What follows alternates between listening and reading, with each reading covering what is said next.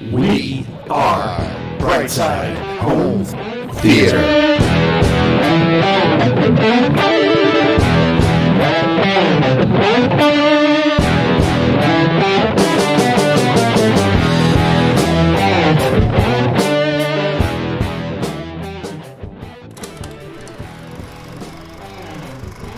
Hey, home theater nerds, welcome to the Brightside Home Theater Podcast. The home theater podcast that's all about the experiences, the sights, The sounds. and the scenes. I'll fill in until John gets here. We're running dual hosts right now until we go tri-hosts, I guess. Dual, come on. Yeah, I can't say it like that.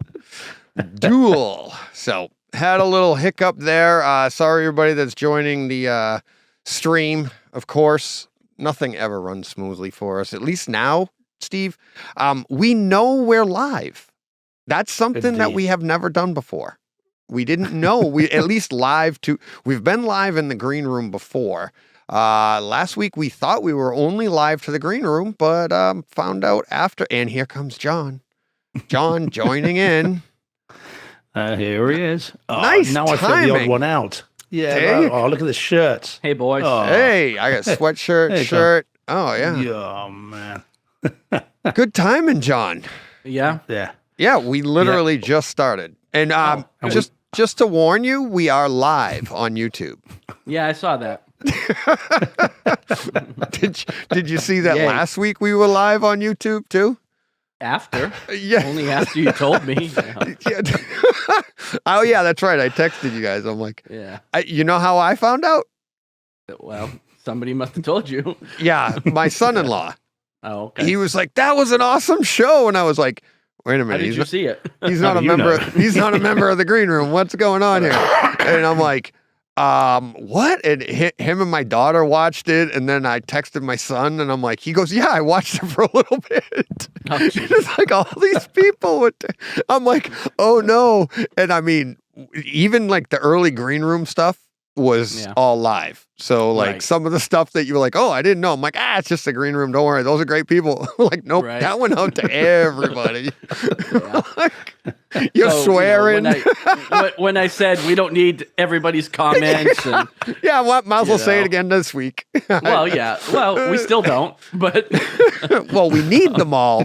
We just We need them can't all, but- necessarily read them all. yeah, there's just getting to be too many. But John Brock Anyway. is in the chat right now, and he says, installing my acoustic curtains while I listening to you for inspiration. awesome. Yeah. Let's get to it first. Let's get the milk out front here. What do we got big coming up this week? I've got a pretty big tweak, two pretty big tweaks that I can't wait to talk to you guys about. We have a bunch of listener experiences, of course. What do we got going on for We have experiences a this really week? awesome Patreon supporter of the week. It looks like. Yeah, John coming in hot with that. Can't wait to talk about that. I just saw that, but that's awesome. Yep. Yeah, Yeah, I don't have and, much this week, honestly. I'm pretty light because Same I've here. only watched And Game we'll of get to Thrones, that, too. So. So what do you got, Well, I've Steve? You're got enough coming for in the both hot of and you. heavy, yeah. Yeah, so I've got Terrifier 1 and 2, which is every bit as concerning as it sounds, which is on Blu-ray and Neural X. We'll have a talk about that. That says in the notes, do not watch, I like fellas. That's not for you two at all. No. As if there was any danger of that. No, Right. well, quite. But this is a different level of don't go near this. And then I've got We Were Soldiers on Blu-ray. That's the Mel Gibson film. And again, Neural X. Escape from Alcatraz, the 4K Kino Lorber release on Neural X. I've watched Jack Ryan season 3, episodes 1 to 3, although I know both of you are way ahead of me on that one. 48 Hours, the new 4K edition on that. And I've got Puss in Boots, the Last Wish, which is on a screener. Platoon, the new 4K reissue from Shout Factory, as well in Neural X. And then lastly, Wolf Manor. which again, a bit like last week, is kind of last but very much least. And I'm gonna tread very, very carefully with that for reasons that will become clear when we get to it. Nice. Very nice. Cool. Teasing it. For 4K releases this week, we only have a few again. It's a very light month, as I said last week. So we've got quite the show to get to. Really excited about it. But I did want to say, like, John joining in late. The three of us have been talking today. I honestly, like I said in the green room to Steve, there was a chance this show almost didn't take off today. And all of this is coming at a time when it's like, here is the perfect time for me to, I got to unload some dirty laundry here. I have a lot going on, and it's part of my tweak of the week. As longtime listeners know, I've been in the process of, finding a new house. I've been talking about it for a year. Well, it's coming to fruition. We have the land and stuff, and we're taking my parents in. They're going to be, we're building a brand new house with an in-law apartment and all of that. And this is something that, you guys, everybody, I'm a DIYer. I built my theater. I built most of this house. I've done a lot of things. Well, I'm about to do it again. And, but this time, like literally from the first rock on. And I'm the contractor. I'm this because I could never, ever afford what I'm about to do if I wasn't doing it myself. You save a lot of money doing it that way. Contractors make a lot of money because they do a lot of work. And I'm going to be doing a lot of the physical work as well. So honestly, if it wasn't for Steve and John, I don't know if this podcast would make it through this year. Because you see, no, I'm serious. I just don't have the time. But as I said to Steve in the green room before, very stressful doing a lot of this stuff. And sometimes you just don't feel like doing this. And that's what was so difficult about it before. And bringing you guys in, it's like, I know, I get inspired just seeing, Steve's list, John's list. And John's is small this week, but it's like, I'm psyched to hear about it. I have a few little things that I want to say. I'll still be contributing, but there might be weeks where I have nothing. But I will put the show together. We'll sit down because this is my light time, and I literally need this. But if it wasn't for them, I don't know if there'd be a show, because I don't know if I could handle. Got so many balls in the air right now. John, keep that joke to yourself. I was going to say, firstly, you're talking about John's got a little one this week, and then you're talking about, balls in the air. Look, I know it's cold, but, come on. That's my boys. I keep mine under the table, DJ. That's well, we did miss the green room time. Yeah. So we did. And by the way, whilst I better get the request in quick, DJ, then, because you're still in the planning phase, aren't you? In the architectural phase of the house. So obviously, don't forget to build a. People visiting from another country area. Make sure that's ready to go as well. It is. That is a big part of it, and not even a joke. Like, we're talking about, like, John and Lydia coming up. We have to have that spare bedroom. We're trimming the fat where we can, but let's see. We might as well just get right to this, and I can give you the background, and so we'll go with. We'll start with tweaks of the week right now. So my first tweak this week is we sat down, I sat down with the architect and started designing my new home theater with a nice home attached to it. So that's basically what we're doing, and he knows that going in, and it's but no, seriously though, it's going to be like single level dwelling. Living for all of us, for my parents. I mean, my wife and I, we're not getting any younger, so we want that single level. So we're doing that, which is going to afford a big basement. So we're already designing the theater and stuff around that. When I sat down with the architect, that's exactly what I said. I go, we're building a theater and we're going to put a house around it. And he's like, all right, let's go. And then he took me into his living room so I could fix some of his equipment. So, not even joking. He was like, oh, he has an older Harmony remote and it doesn't work anymore. I was like, oh boy. So, and it's kind of funny, but great guy. I met him through my brother-in-law and my sister. And I walk in his house and he starts shouting like, "You grew up with Tommy?" And I'm like, "Yep." And then, I mean, what could have taken an hour to an hour and a half meeting took about 4 hours because we grew up around all the same people. And it was like in the middle of talking about whatever we were doing, we're like, this guy can do this. And, oh, and did you know this guy? And my neighbor, who was like a brother to me, he's an older brother to me, is the godson of one of his kids. And you're like, he goes, "You know Robbie?" I go, "Oh my God, he's like my older brother. What are you talking about?" So he's texting him. So yeah. So an hour and a half meeting scheduled that took 4 hours? Surely not, Deej. I can't Not imagine with that me. for 1 minute. No, not with me. Yep. So and here's the thing. I say this in all, like, I mean, I'm just trying to be honest with expectations of listeners of where this show is going and the fact that the show is going.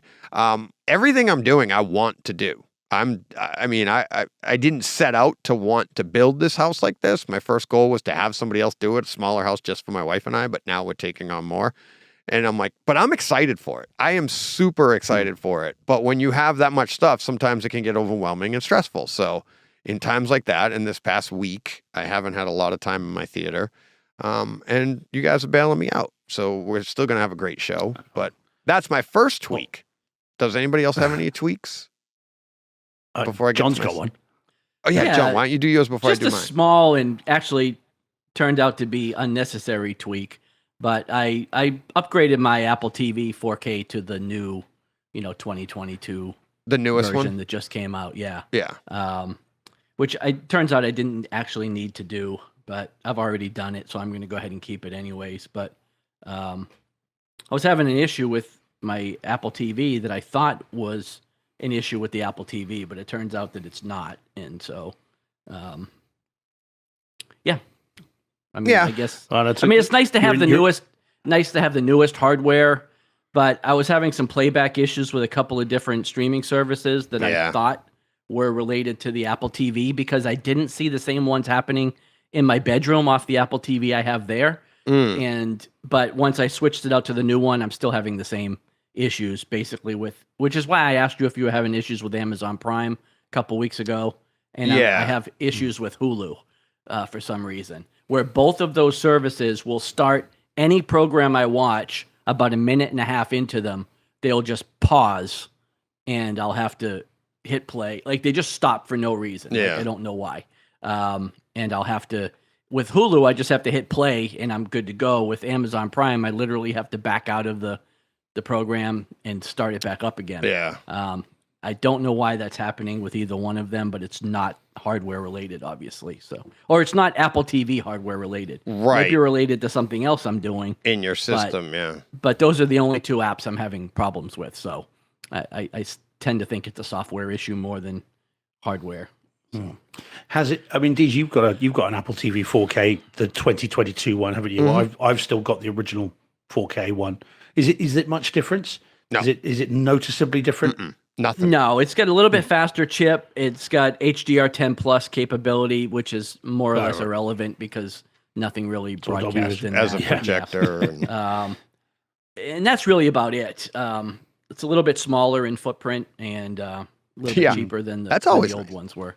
So yeah, and I always, when they come out, I grab one. I throw it in the theater because I just want to see what it is and latest and greatest, and then I'll upgrade something else in the house. Like I think, the living room is the latest before that, and I think my bedroom might have been the latest before that. Yeah, now I've got 3 in the house. Yeah, I wasn't going to do this one honestly. I mean, I would have eventually, but not right now. But. Yeah, I think Deej and I have got 6 each, haven't we, Deej? Is it 6 each? I know I've got something 6. like that. Yeah, I have one. Now I have one. I've only got 3, so. I have one in a travel We're twice bag. as bad. Yeah. Well, my daughter moved out, so that one's out of the house. She took that. So, apparently I'm still streaming at her house. Right. But my son has one in his room. We do have a Fire Stick running down here I'm stacking up about 8 Fire Sticks because every Apple TV replaces a Fire Stick. Yeah. And my projector came with a free one, and like Amazon I left you Prime one. Day, at one time I just bought one. Yeah. So I've got Fire sticks everywhere. None of them are being used except on my patio outside. And that's where the next Apple TV will go. Yeah. So you'll be able to use your Fire sticks as sticks on the fire. Exactly. There you go. Yeah. So my other tweak of the week, I was very excited to do this. It turned into way more than I expected, but my wife and I decided to redo the living room.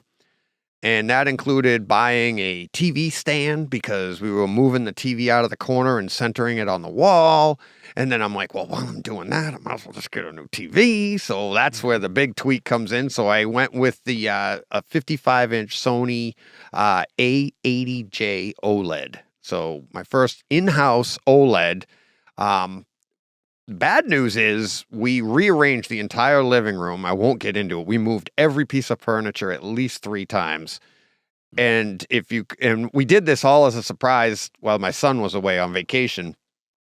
And we were going to surprise him when he came home. And then he came home and the house was exactly the same. We had to put everything exactly back where it was because we got it to the way what we thought we were going to like. And we were like, I said to my wife, and before I gave my opinion, I go, what do you think? And she's great because when I do stuff like when somebody asks you something and you think they want to hear good news. And she was like, well, it's okay. I think I could like it. It's a little off. And I'm like, I feel like it's too forced. And she goes, oh, me too. I was like, it felt like part of the reason was we were trying to get the new speakers set up and a little wider and make everything nice for 2-channel and all this stuff. And it just didn't work. It looked like the living room looked too forced. Like you're like, okay, there's your TV and then just rows of furniture in front of it in this, what's a nice open space. You've been in there, John. Yeah. And it's like, it just didn't work. It looked like it was too forced, like no interior decoration experience whatsoever. Like, what are you doing here? So go ahead. Oh, I was going to say, I don't have that issue because my wife is completely incapable of saying what she thinks I want to hear.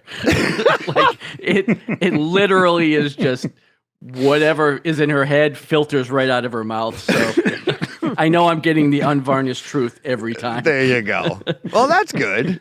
Yeah, she was like, okay. Yeah. But it's like, but at the same time, sometimes she'll be like, I really don't like it. Like when we cut the cord, she hated it. She hated it. But I'm like, just live with it for a little bit. And a week later, she loved it. She was like, I'm fine with it. So that's why sometimes she'll be like, well, if he likes it, I guess it might work out. Okay. Well, I didn't like it either. But when she said I could grow to like it, that was like your first clue. Yeah, I was like, I didn't like it. I just wanted to hear what she said, right? So, yeah, so that was that part. But now it room's back the way it was, and I have a nice, shiny new OLED, and I went to town. Like, the next morning, she's off to school, off to work, and I'm like, 6 a.m., I'm going upstairs, downstairs, downstairs, back and forth, doing all of my dark scenes and seeing the difference. A/B testing. Now, everything was through streaming, and so that, to be fair on both sides, because I'm only streaming in the upstairs, and I gotta tell you, for regular movie viewing, I prefer the big screen. I prefer it looks good. OLEDs are well, I'll get to the positives of the OLEDs because that's what it's going to be. But I just can't in a bigger room. I get it if you can sit closer and stuff like that. But if you can have a giant screen and a projector, it just gives you that. It's more of a cinematic feel. Okay. But that's being said, for everyday viewing, if you're viewing more than just movies on this. And my room's a dedicated room. I very rarely watch anything other than a movie or a streaming show that I would consider like a cinematic experience that I want to have, right? But, oh my God, this thing, watching regular television, we can't wait to watch new shows. It's just like everything just pops. And you're like the contrast in a lit room and everything. And I mean, it's not a ton of light. So the OLED's fine, but the contrast, the detail, everything just looks absolutely fantastic watching sports over the weekend, I was, regardless of how my teams did. I mean, although the Bruins are doing really well, that hockey looks fantastic on it. Football, I was watching other teams. I'm just watching all the sports because it does. And football is one of those things we've talked about it in the past, that it's like you go to the games and you're like, this doesn't look nearly as good as it does on TV because they just blow everything out, vibrancy and stuff. So now you're watching it on this and I'm like, oh my God, it's just beautiful. It is. And now I have something to go back and forth on new content coming in. I'll throw it on up there and go down and watch it there. And, but yeah, for a cinematic event, there's nothing like a big screen and a projected image. To me, I just like that, like the lights behind you, it's throwing it onto the screen. It's giving you that thing, even John with a short throw, it's still a projected image. There's a different feel off of the screen than the light beaming through the screen at you, so, great TVs, really love it, but I'm really happy I did it. But I don't know if I could do that in a dedicated room. So that's where I am on that. All right. Any thoughts? Anybody arguing with me? No? I'm not arguing. I mean, I know that Steve. Oh, Steve's main, right. screen is an OLED. Ow! Again, is that what you said? Yeah. It's actually it's an LED TV. Yeah. It's the Sony Z9D. Mm-hmm. But it's got the fantastic, lots and lots of local dimming zones and all the rest of it. But I think it's about the screen size necessarily, perhaps, rather than the screen image, perhaps. But for me at that time, that was the only, I didn't want a projector because I didn't want the noise and I didn't want and at that time to spend the money. I mean, we've been through this before, Dee, but to get a projector that would do anything like what the TV would have cost twice as much as the TV itself. So at the time, that was the one. And because of the particular, shape size of my room, I think if I go a lot larger than to make it worthwhile, you've got to go up to 100 inches and above, I would say, to make a projector worthwhile. Yeah. And I wouldn't be able to do that in that room and not feel like I'm in the front row of a screen, which I wouldn't normally do. So for me and the size of the room that I've got, the 75-inch screen is very nice and just sits there nicely, and and the detail levels and the color and everything else that comes off it is fantastic. But I get it. I mean, the projector is certainly something that for a lot of people, and completely understandably, it is that cinematic experience, and without that projector, you don't get it. So I understand that, but I still like my TV. Oh, absolutely. And that's the thing is, I'm not trying to say like, don't do it this way. Don't absolutely, I'm just saying what I like, and everybody has different tastes, and it's, it doesn't mean it's right, wrong, or indifferent. I'm just saying this is how I experienced it and what I like out of it. Let's get to, we're going to wedge it in here between our listener experiences and tweaks of the week, but we didn't talk about Patreon. We didn't talk about our donation for this month. Last week we were so helter-skelter with such a big show, we forgot about some of that stuff as well. But no changes in the past week to Patreon support or boxes of popcorn. But I would like to, very special Patreon supporter of the week this week. So, I mean, this one here, it's like, I mean, I've been emotional on this show in the past. It's no secret. But this one for the last 4 or 5 it might be 5 months now, but I mean, he's been a great contributor to this show. Can't thank him enough. John Saccone.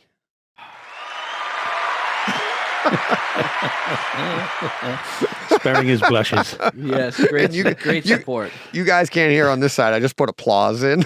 Yeah. John's doing his little thing. I mean, it worked perfect. Just like we rehearsed it. Yeah.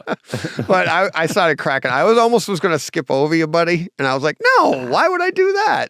I mean, you could have, because I don't do it to be recognized in any way. Nobody does it to be recognized, I don't think. It's like, if they are, it's like, glad I put the segment in.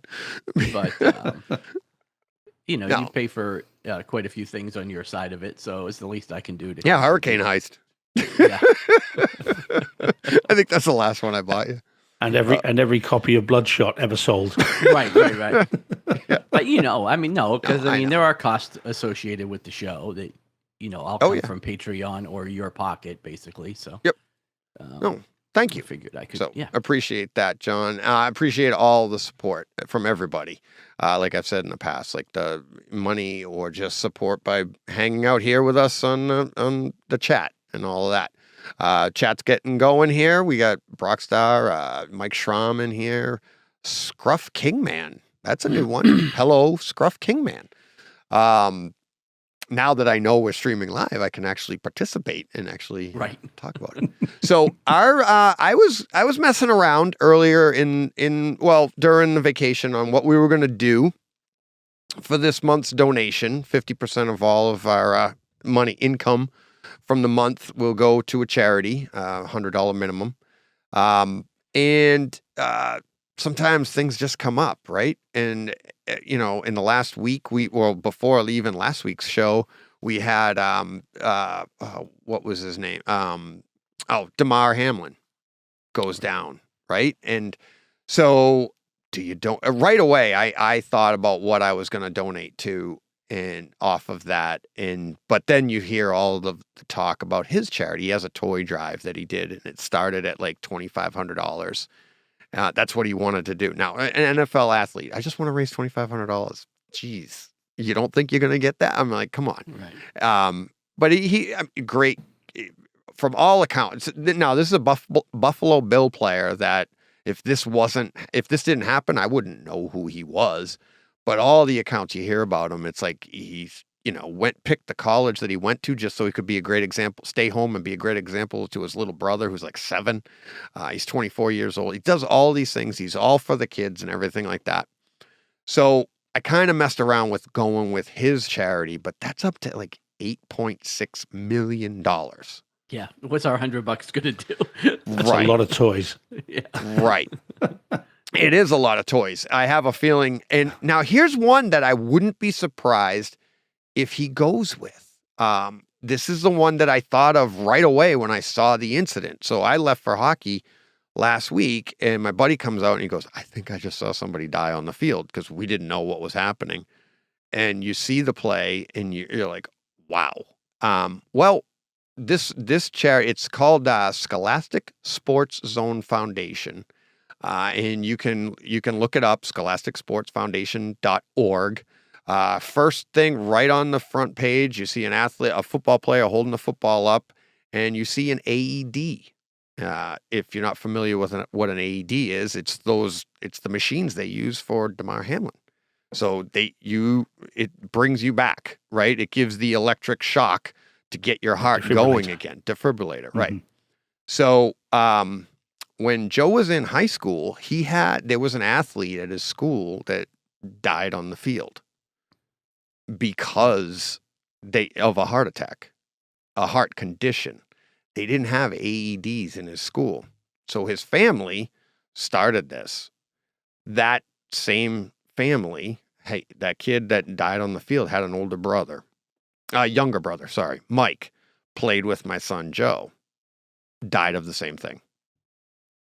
So the family lost their 2 only sons to the same condition that if AEDs had been available, that one or both of them might have lived. Now, the second one, Mike, died over the summer just swimming.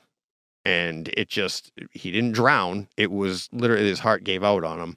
And he was on my son's team at the time, and we did the whole funeral and everything, met the family and all that. But we're going to donate to Scholastic Sports Zone Foundation, which basically brings AED awareness to schools and is trying to get money to put more AEDs in schools.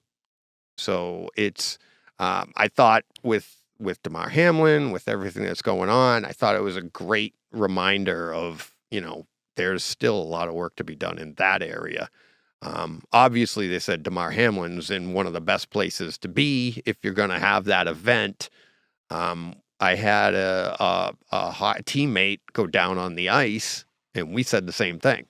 It's like I say all the time on the show, I play with cops and firefighters all the time. You have a heart attack on the ice in one of my games, It's like being in the NFL. Both benches empty. They come over. Firefighters are helping. I mean, they know, boom, boom, boom. They point to right where the AD is, and then they're getting you going right away. And then you're just waiting on the ambulance. But you literally almost have paramedics on you immediately in any of these men's hockey leagues. So many firefighters and policemen play in these leagues.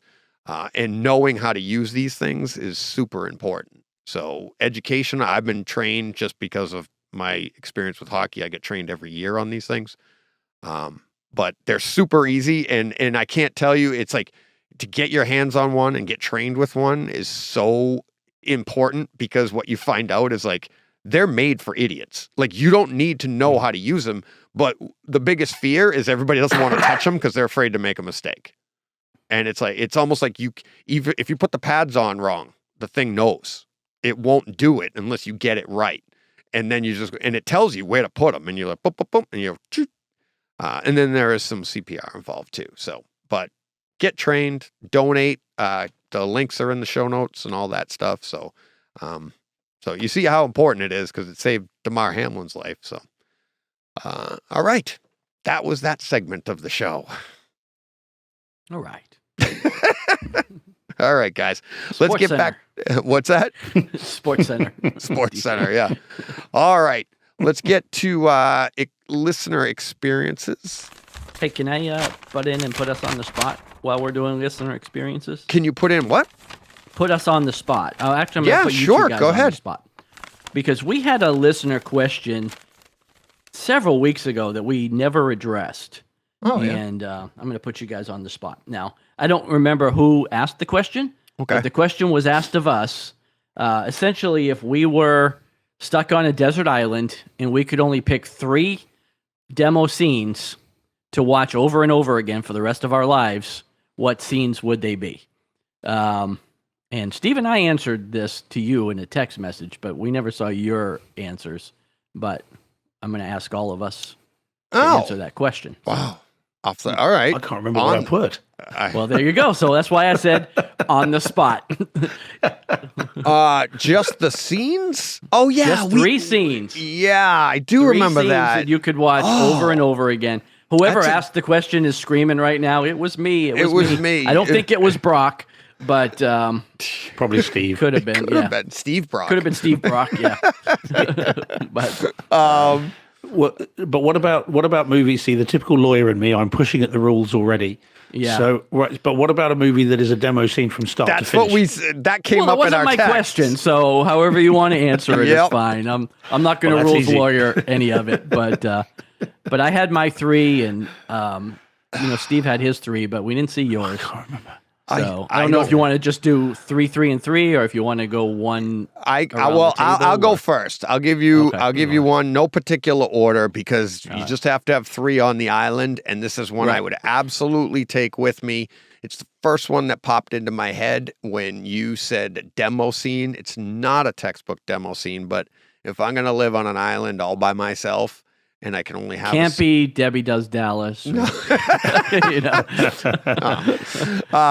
See, what might have been more fun? What might have been more fun is to see if we could guess what the other would say. Oh yeah, because I'm thinking opening sequence to A New Hope for Deej. I'm thinking Maverick, and Maverick. No. No. Yeah, Maverick, and then in case they do a sequel, Maverick 2, and if they do another one, Maverick 3. No, Steve's right. Steve's the closest. Not the opening scene. Okay. Just, John, with that hint, do you know what it is? You got to know now. If the it's lightsaber. Yeah. It'd be the lightsaber. Hut scene. Yeah. It's the hut scene when he first lights that lightsaber, because I think in my memory, that's probably my first favorite scene ever.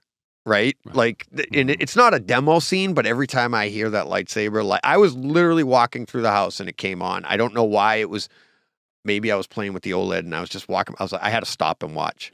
And I was just like, just boom. And somebody, John, you just sent it. Like, I don't even know if that's there. Did you send me that where you look into? No, it was the end of it. That wasn't me. No. That was, he tweeted it. Todd earlier. tweeted it earlier today. Okay. Yeah. And it's like, of course, deadliest weapon in the galaxy. And like, you look right into it. Yeah. I've seen that meme before, but I don't know if he actually did that or not. I don't remember, but it's a great meme. But that is my first scene. Absolutely. I could watch that all day long. Okay. So, Steve, you're next. I see. I think if I've got to watch it over and over, just because it's the first one that always comes to mind, and it's not a classic film, but the opening of Star Trek Into Darkness, just that opening sequence with the shifting ratios, the colors, the sound. Now, I'm assuming it's demo for audio and video. So therefore, we've got a decent. The coconuts are well positioned on this desert island. It's amazing that we maximum immersion. Yeah, we get Atmos. We have a demo-worthy theater, but we've only got 3 scenes. Okay, right. I got you. Yeah. So they gave us a busted Kaleidescope. Well, we all have iPads. Yes. So, see, I think the opening to Into Darkness is just home cinema heaven. The switching aspect ratios, the colors, we've talked about it before, the sweep, the scale, you've got the reds of the volcano, you've got the Atmos stuff of all the things falling and everything all around. I love that demo sequence. And it's the one that always springs to mind first when demoing my cinema room. It's the one I just think it's got to be that. The rest of the film, not so much. But the opening is great. Right. Oh, yeah. That's my one. John? All right. Well, I went with the opening beach scene for Saving Private Ryan. Yeah. More audio than video, although, I mean, the video's nothing to sneeze at either there, but I guess it's not the most I don't know if I'd want to watch that over and over and over again because it's pretty depressing, but as far as demo scenes, that would, that one is one of my favorite. That's another on a desert island watching a beach scene. Exactly. Yeah. Storm the beach, folks. You'd want something else entirely, surely. I'm yelling at the crabs. Let's go. So as far as, let's see, I had a full movie in mind, but I'll go with, I guess, my next scene, and it would have to be the scene when they take Miles Dyson to destroy Cyberdyne. And that's the scene where T2. So that's the scene that I used over and over to finally realize, like, I had the front stage right. It took me like almost 20 years to feel like it was right. But that's where where he blows the door from one side to the other to get them out of the room. But the scene itself, from beginning, like from when they first get in there, and then, John takes the hand and he throws it off and breaks it open, and they get the chip, and then he shoots, all the cruisers and everything. But it's just it is a demo-worthy scene, sound-wise. I love the picture. I know a lot of people have an issue with the 4K, but I just love that movie. So I could watch that over and over and have. I had to stop myself from continuing to describe what I already know. Right. So, sorry, guys. All right, Steve, you're next. All right, so next one, I think my next one, then, the one I also always go to, and it's Star Wars, but not any of the original trilogy, is the pod race from Episode 1. From the opening, from that very first bit where they first fire up the pod racer, pod machines, and you just get that rumbling, thunderous bass as they start up, and of course they rev them as well, and you can just feel, it feels like you're right there, and the whole of the pod race. There we talk about pans and movements left to right, back to front.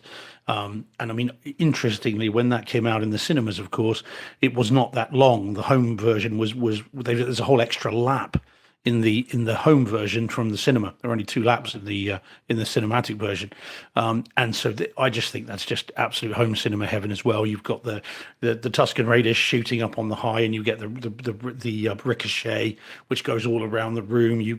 I just think that sequence is fantastic. Oh, yeah. Whatever else people say about the movie, I happen to really like it, and that particular sequence is great.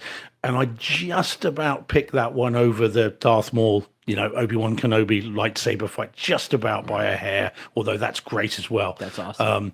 But yeah, the pod race sequence is just, if for base heads, for just, you want to feel the room rumbling, that's the one that I'd go for.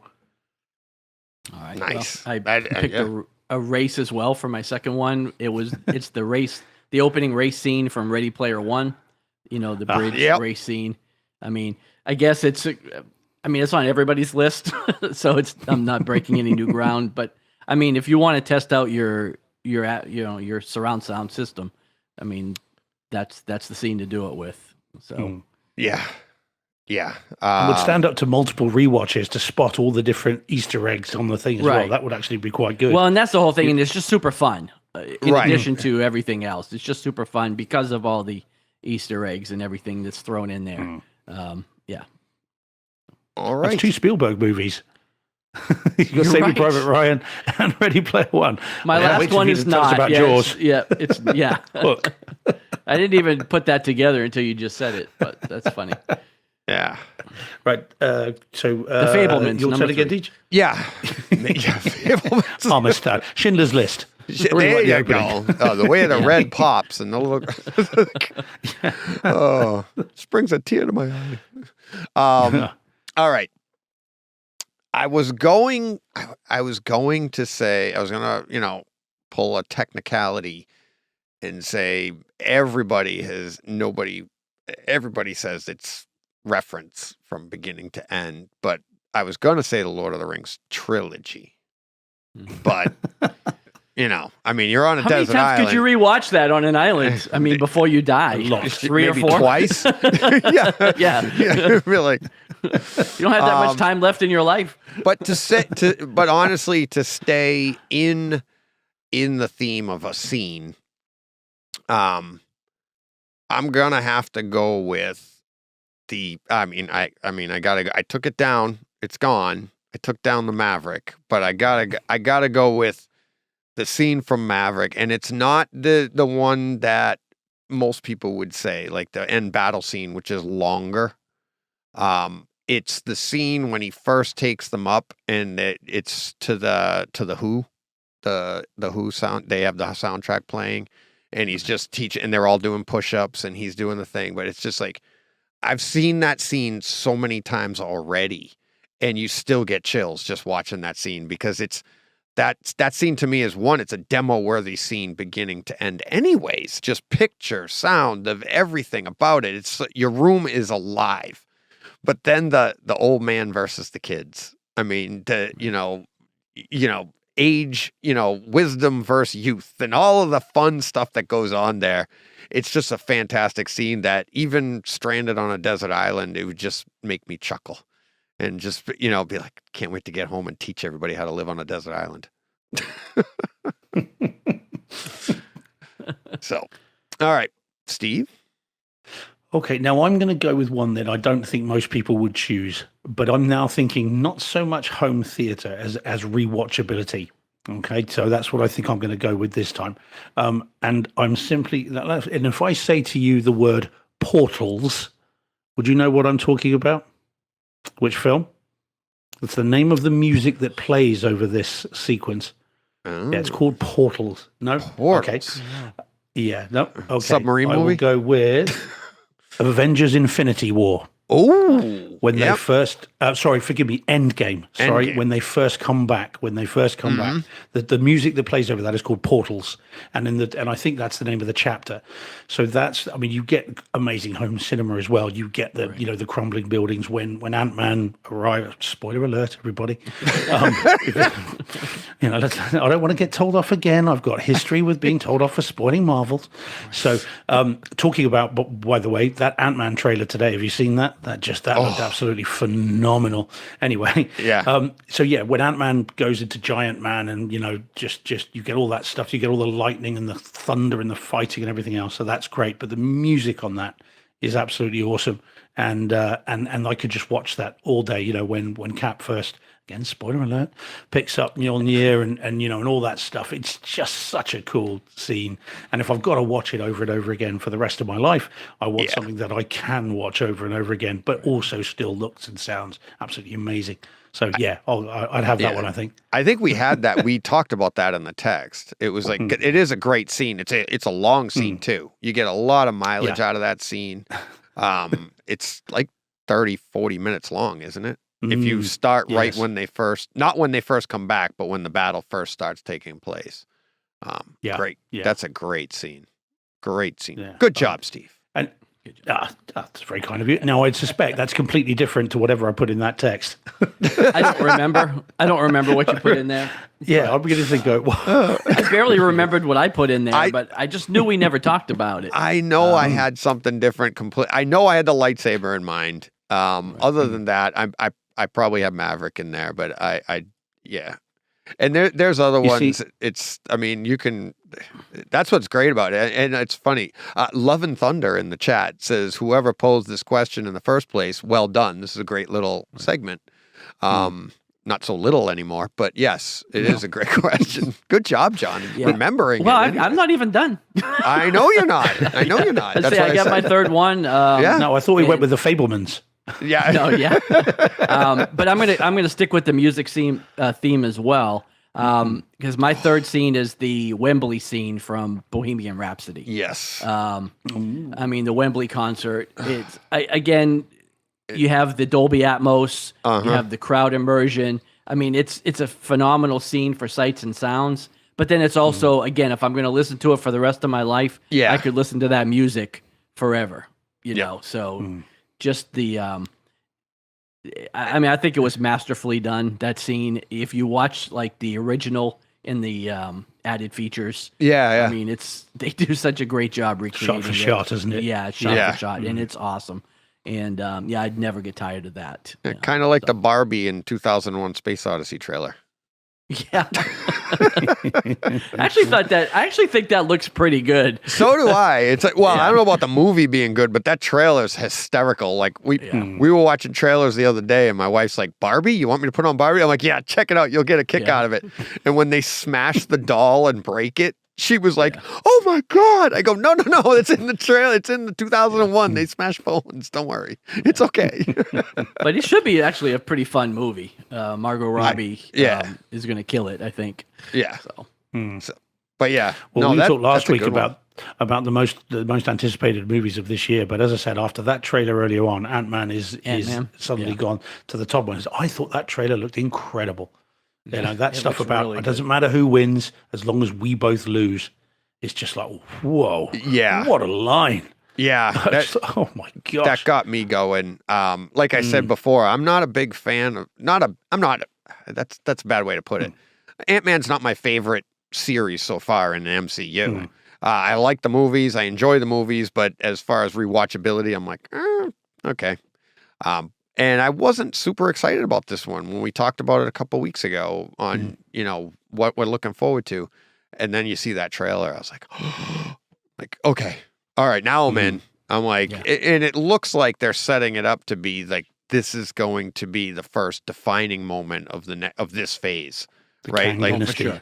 I'm hoping like, not only is it going to set us up for what we're going to be going into, but it's also going to be like the culmination of what we've already seen, kind of like that middle ground where, which we had, it feels like it's going to be like maybe a little bit like Civil War was, and how we were, that was a Captain America movie, but there was a little bit more than that in it. So right, it was Avengers 2.5. Now you guys are the comic guys. I defer to you on all things comics. Well, no, you guys had a comics podcast. I can't compete with any of that.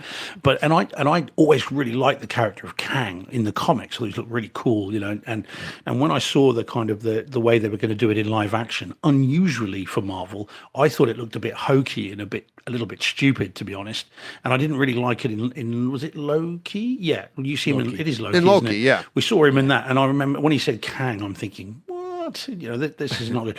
And yet, having seen it in this particular trailer, anyway, suddenly you're thinking, oh, okay, there is some threat there. The costume does look quite good, and so anyway, I know we don't normally talk trailers, but that was just such a cool one. And I've been sort of let down by a couple of the most recent Marvel movies, so I was that just sort of got me jonesing, ready for whatever's coming next, which of course is the whole point. So yeah, no, it was good. Trailer did its job. Yep, did its yeah. Anyway, I'll stop talking trailers now. Right. All right. That was a great one. We're still in listener experiences. So, Steve, you want to take this first one? Audio file? Yeah, the audio file, etc. Yeah, we'll try to be okay. Right, sounds like the King and I, isn't it? Etc. Etc. Right. Anyway, so this is from Jason's story, and it says, "Hey DJ, fun to hear the start of your audiophile journey. Loved the Brent Butterworth and SVS shows talking about 2-channel, etc. And as a reminder from the Takeover Tuesday I did with you, I do a lot of 2-channel and showed you the large vinyl and CD collections. I recently upgraded to what is or should be my end game turntable, which is in the price range of a Kaleidescope. Goodness me. Anyway, if you ever want to do a Takeover Tuesday about audiophile in an HT, I would love to talk to you about it. I still use my YPAO in my analog chain, sacrilege in some circles, and we can talk about cleaning vinyl, bracket vacuum machine, ultrasonic machines, I have both, and bracket, mastering, digital sourced vinyl, high-res downloads, SACD, DVD audio, etc., or just chat about and not as a podcast. Other notes, I love Nick from SVS talking furniture. I have a BDI audio cabinet and a TV console. They're designed by someone who actually uses AV gear, plus huge added bonus, they ship fully assembled. Only adjust shelves or flip doors if necessary. Take that, IKEA. Your unofficial poll, Northman, great home theater experience. Meh on the movie, Jason's story. Can I just add, boo? You don't have to like his opinion, but you have to respect it. I'm only kidding. Yeah, no, I know. Yeah, no, Jason, you're welcome back anytime. It's Takeover Tuesday, whatever you want to talk about. And what I love that this is what I love about this podcast and what I love about sitting down with people and getting them in here. It's like, where else in the world can you hear about, like, I use my YPOW. We can talk cleaning vinyl, vacuum machine, ultrasonic machines, mastering digital. It's like goes on and on that most people go, and we're all like, yeah, come on, let's do this. It's like, I'm like getting excited about it. And like, if I showed that email to my wife, she would fall asleep. And it's like, but it's like, and that's fine. Yeah, absolutely, Jason. Whenever you want to come back, just let me know. It's Takeover Tuesday. It's your show. So that's absolutely, I'd love to do that. There was a question in the chat from Scruff Kingman. Anyone in the chat, does anyone know the name of Brett's podcast? It's the Audiophile Podcast. Pretty simple. So yeah, I can let you know on that. Scruff Kingman. It's a great podcast. I never miss it. So it's definitely check that out. Those guys are super entertaining and they talk exactly like what we were just saying. They talk like all the technical stuff, but they have a great rapport as well. I love their stuff. So Brent and Dennis. So yeah, check that out. All right, John, platform. You want to read that one? All right, sure. And you you can skip the crossed out part. This is from Gurinder. Yep. It says, "Hi DJ. I finally watched something at a similar time that you guys mentioned it last week. Smile and Glass Onion. With the new voices being added on to the intro, it is starting to sound scary. I wonder what it says if played backwards." It says, "You mentioned you were going to be making a platform for your seating so that you could easily move it. What type of design were you going with? Once all my other HT stuff is done, I want to build something that the front row can rest on. That way I can move the front row 90 degrees and make it more conducive to conversation. Have a good one, Gurinder." Yeah, Gurinder, thanks for the email. And yeah, it is nice when you actually watch or listen to something topical that we just talked about. That's kind of fun. Right. But yeah, no, what I'm doing in my theater is at least under the seats that I want to be able to slide and move, easily. I'm putting hardwood down instead of carpet, because carpet, tends to be a little bit more difficult to slide things around on. So I'm going to put hardwood down, and, the seats should still be secure when we're sitting in them, but you can slide them around a little bit easier. So there's other ways to do it too. You could do it with carpet if you wanted to, Gurinder, and put they have the little furniture coasters you put on them. And then on carpet that's like sliding around on ice. I didn't want to go in that direction. I thought that would be too much. But that would be, if you plan on moving it a lot, then I would maybe look into doing that. And but yeah. All right. YouTube comment from Vibe Installs. Happy New Year, DJ. Is that a new intro? Yep. Is there some audio? I think I just edited that one, man. I think we did this last week. Yeah, that's why I was just reading that. Sorry, I just took it out super quick. I just saw it. Sorry. All right. Let me hit. Okay. Then next one is about Zorro. The next one is about from Blue Wave. Yep. Thanks, Steve, the producer of Brightside Home Theater. Blue Wave on YouTube says, talking about last week's live stream, says, great show, guys. I recently picked up the Mask of Zorro 4K disc, and it surprised the hell out of me. Great wide sound stage, good bass, and the picture was great. What catalog titles have you guys recently watched / experienced that really surprised you? That's a good one. I responded to this. I actually replied to him because, because one, that disc and that film is amazing. I love that movie. One of my favorite movies of 1998, next to Blade. I think The Mask of Zorro is absolutely fantastic. And in terms of the wide soundstage, I don't know how many times you guys have seen it. I've probably seen that film 30, 40 times. And from the very beginning, when he walks off screen, off stage, from stage left, I suppose, but from our right, and he walks, and you can hear the footsteps coming, and then he comes on screen. Talk about pans, then comes on screen. Then you get that lovely wide cut, the Z cut, and you get the flame that goes with it, and that goes off screen as well. So it comes right across the screen, right across the screen, and then he walks off again, and then you get this sort of like a panther growl, and then it goes into the text. It's fantastic. If you guys haven't seen it for a while, it's really good. The Blu-ray's great, but the 4K disc is it's a Sony disc. So of course it's awesome, but it is great. And that's another potential demo sequence. Just for a few seconds, it's really, really good. I love that movie. Yeah, I bought the disc. This is another one of those where I haven't watched the entirety of it, but the same thing, when that disc come out, I heard a lot of good things about it, so I started popping it in, and just to watch a couple of scenes. Same thing. It's, I watched that movie, I don't know how many times on Laserdisc. Loved that movie. But it's back in that, then you had Desperado back then. There were a bunch of movies that came out in that same kind of, almost like, didn't it seem like smaller indie type films, but they weren't, you know what I mean? Like, I don't know why. It just felt like they weren't as, and we don't have, and I guess that's what people are saying now. We don't have a lot of that going on now. We have, it's either big blockbusters or we stream something, right? Yeah, and as I said, it'll be on Netflix now. Yeah, exactly. But yeah, that one, just you mentioning it now, and Blue Wave mentioning it, I want to kind of probably grab that on Kaleidescape and give the whole thing a whirl. It's really it good. Is. Yeah, I know that it's a good film, and it's a fantastic disc. And the soundstage on that, again, it's like one of these lovely discs where someone takes the walls of your theater and just goes like that. Yeah, and it feels like they've just you're now in a massive auditorium rather than in your room because of the way they use the Atmos on it. It's a great film.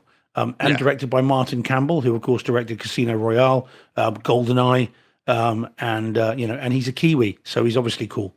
But there we go. I actually have two answers for this, because I would say the go-to for me, if somebody asks like, what's a movie that surprised you was that good? The first one that jumps to mind is Lucy. I was not expecting that when I first put that on to do it as a podcast here. And I was like, holy, I didn't remember that. I can't remember how long it had been since I watched it. I knew I loved the movie. It was a fun movie. But then the bass at the opening of that, and then the scenes in general, the 4K picture, the everything about it just literally blew me away. I was just like, I couldn't believe it. And that's why I bring it up all the time. It really is. It's one of those sleeper home theater hits that really, if you own a theater, you need to have this in your collection.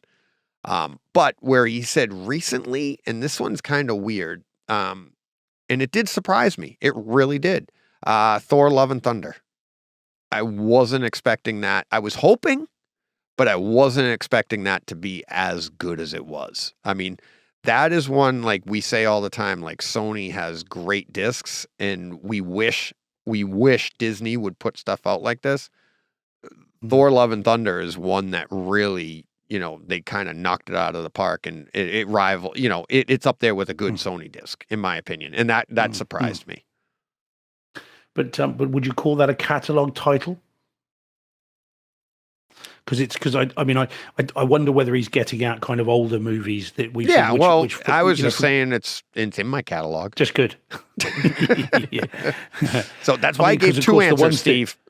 One of them's got to be right. Well, if you think, but I wonder. He is a teacher, John. See that? He is a teacher. He's getting me on technical. You can't give two. Pick one, DJ, and I'll tell you if you're right or wrong. But if you think about movies we've talked about recently, things like Poltergeist, The Lost Boys, Lawrence of Arabia. Good call. Yeah. I would say Gandhi. movies like that are older movies that blew. Casablanca, I know you really liked, which I bought recently. I still haven't seen it, but I have bought it now based on your recommendations. So I'm looking forward to that. Okay, so we're gonna get that technical. Then Psycho. That's my third answer. There you go. That one blew me away. I watched that over and over just off of the first viewing. I wasn't expecting that 4K disc to look that good. So there we go.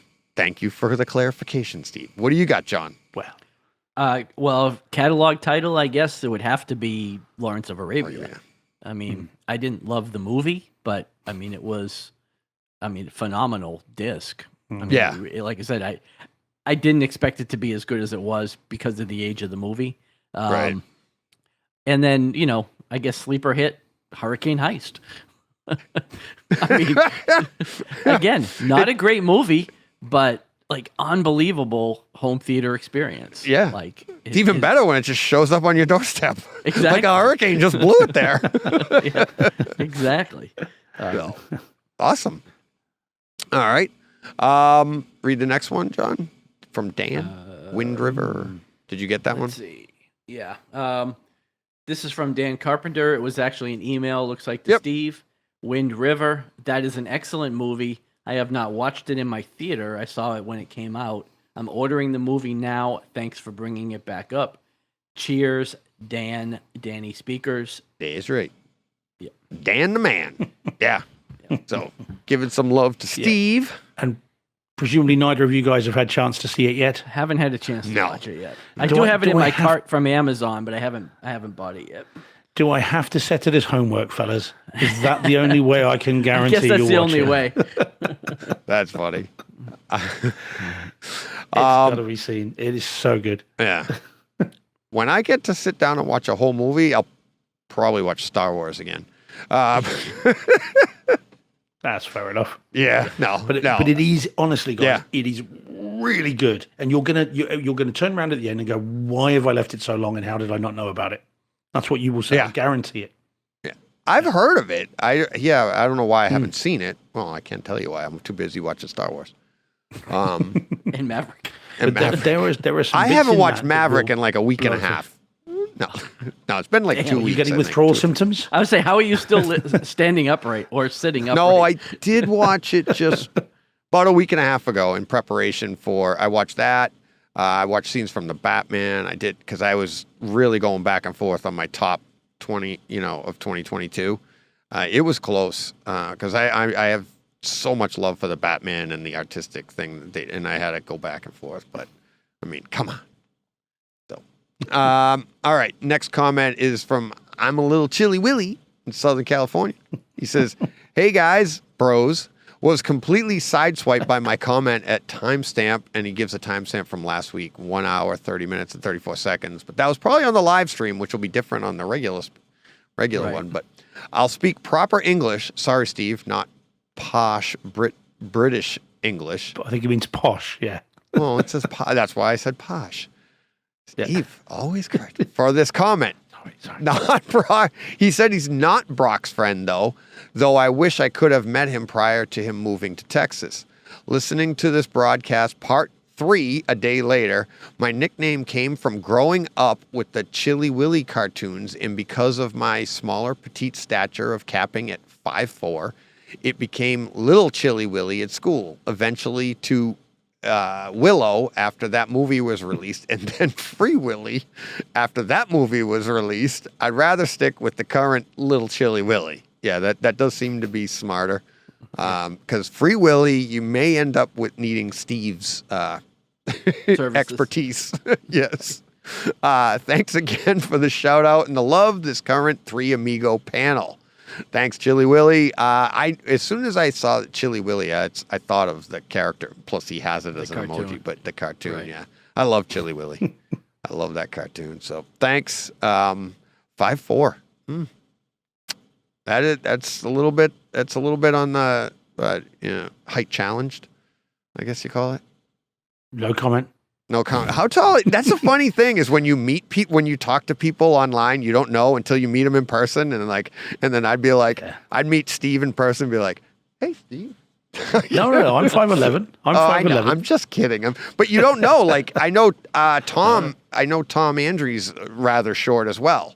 But you'd never know that watching him on YouTube, and you watch it. But then I haven't met him in person, but we've talked cycling stuff, and I get his, and I think he's like 5, mid 5s or something like that, which is rather short, and he says it all Riddle me this then, chaps, because I did actually look something like this up the other day. Bizarre, I don't know, I can't remember why. How tall is George Lucas? How tall do you think he is? I would say he's like 5'11". 5'10". 5'6". Is he really shorter, like 5'5" or 5'6"? Yeah, he is. And Spielberg is 5'7". Wow. Now, the reason they came out, actually, now I remember why it was, is because apparently there was a podcast I was listening to about Meet the Fabelmans, and he was talking about when he was younger, he was teased about his height. Yeah. Because he's at school and coming out of school. John knows I was. Yeah. I was but tiny. 5'6" and 5'7". Can you imagine? I mean, talk about, they should be larger than life. They should be about 20 feet tall, both of them. Right. Yeah. But, I mean, how weird would it be to see them and then be shorter than you? It'd be very odd. Yeah, you have no reference. You have, like, and I'm like only about 5'7" and a half, so. Yeah. And you're taller than that, no? Not really, no. I'm not that tall. Okay. How about you, Deej? You 6 foot plus? No, I'm like 6 feet, 5'11", 6 feet. Oh, okay. One of my licenses for says some reason 6. 6'2". Yeah. I had 6'2" in my head because I thought you might have said it somewhere. No. Yeah, 6 feet, 5'11" now with my age. But yeah, it's, no, I'm not. But yeah, all right. But yeah, it is funny when you meet people that you've talked to online for a long time, and then you meet them in person, and you're like, oh, okay, that's reality. All right. And it goes the other way too. You're like, whoa. So, all right. Next up, Greg Bartley. You want to take that one, Steve? Mm-hmm. Yeah, there's going to be a caveat at the end of this, though. So Greg Bartley commenting on the last best home theater experiences, of 2022. Yep. YouTube video says, Greg Bartley says, I watched and really enjoyed House of Dragons. If you had to demo one episode, which one would it be? Like DJ, I watched it on Kaleidescope. Had a plenty awesome experience. Now, my caveat, guys, right? I still haven't seen it. Spoilers, please. None. Yeah. Yeah, we just won't answer it. Well, yeah, I know that one's tough, Greg. Sorry, guys. Sorry. Greg, next time, Greg Bartley, I believe he's in the chat as well. Yes, he is. Greg's in the chat. Yeah, sorry, Greg.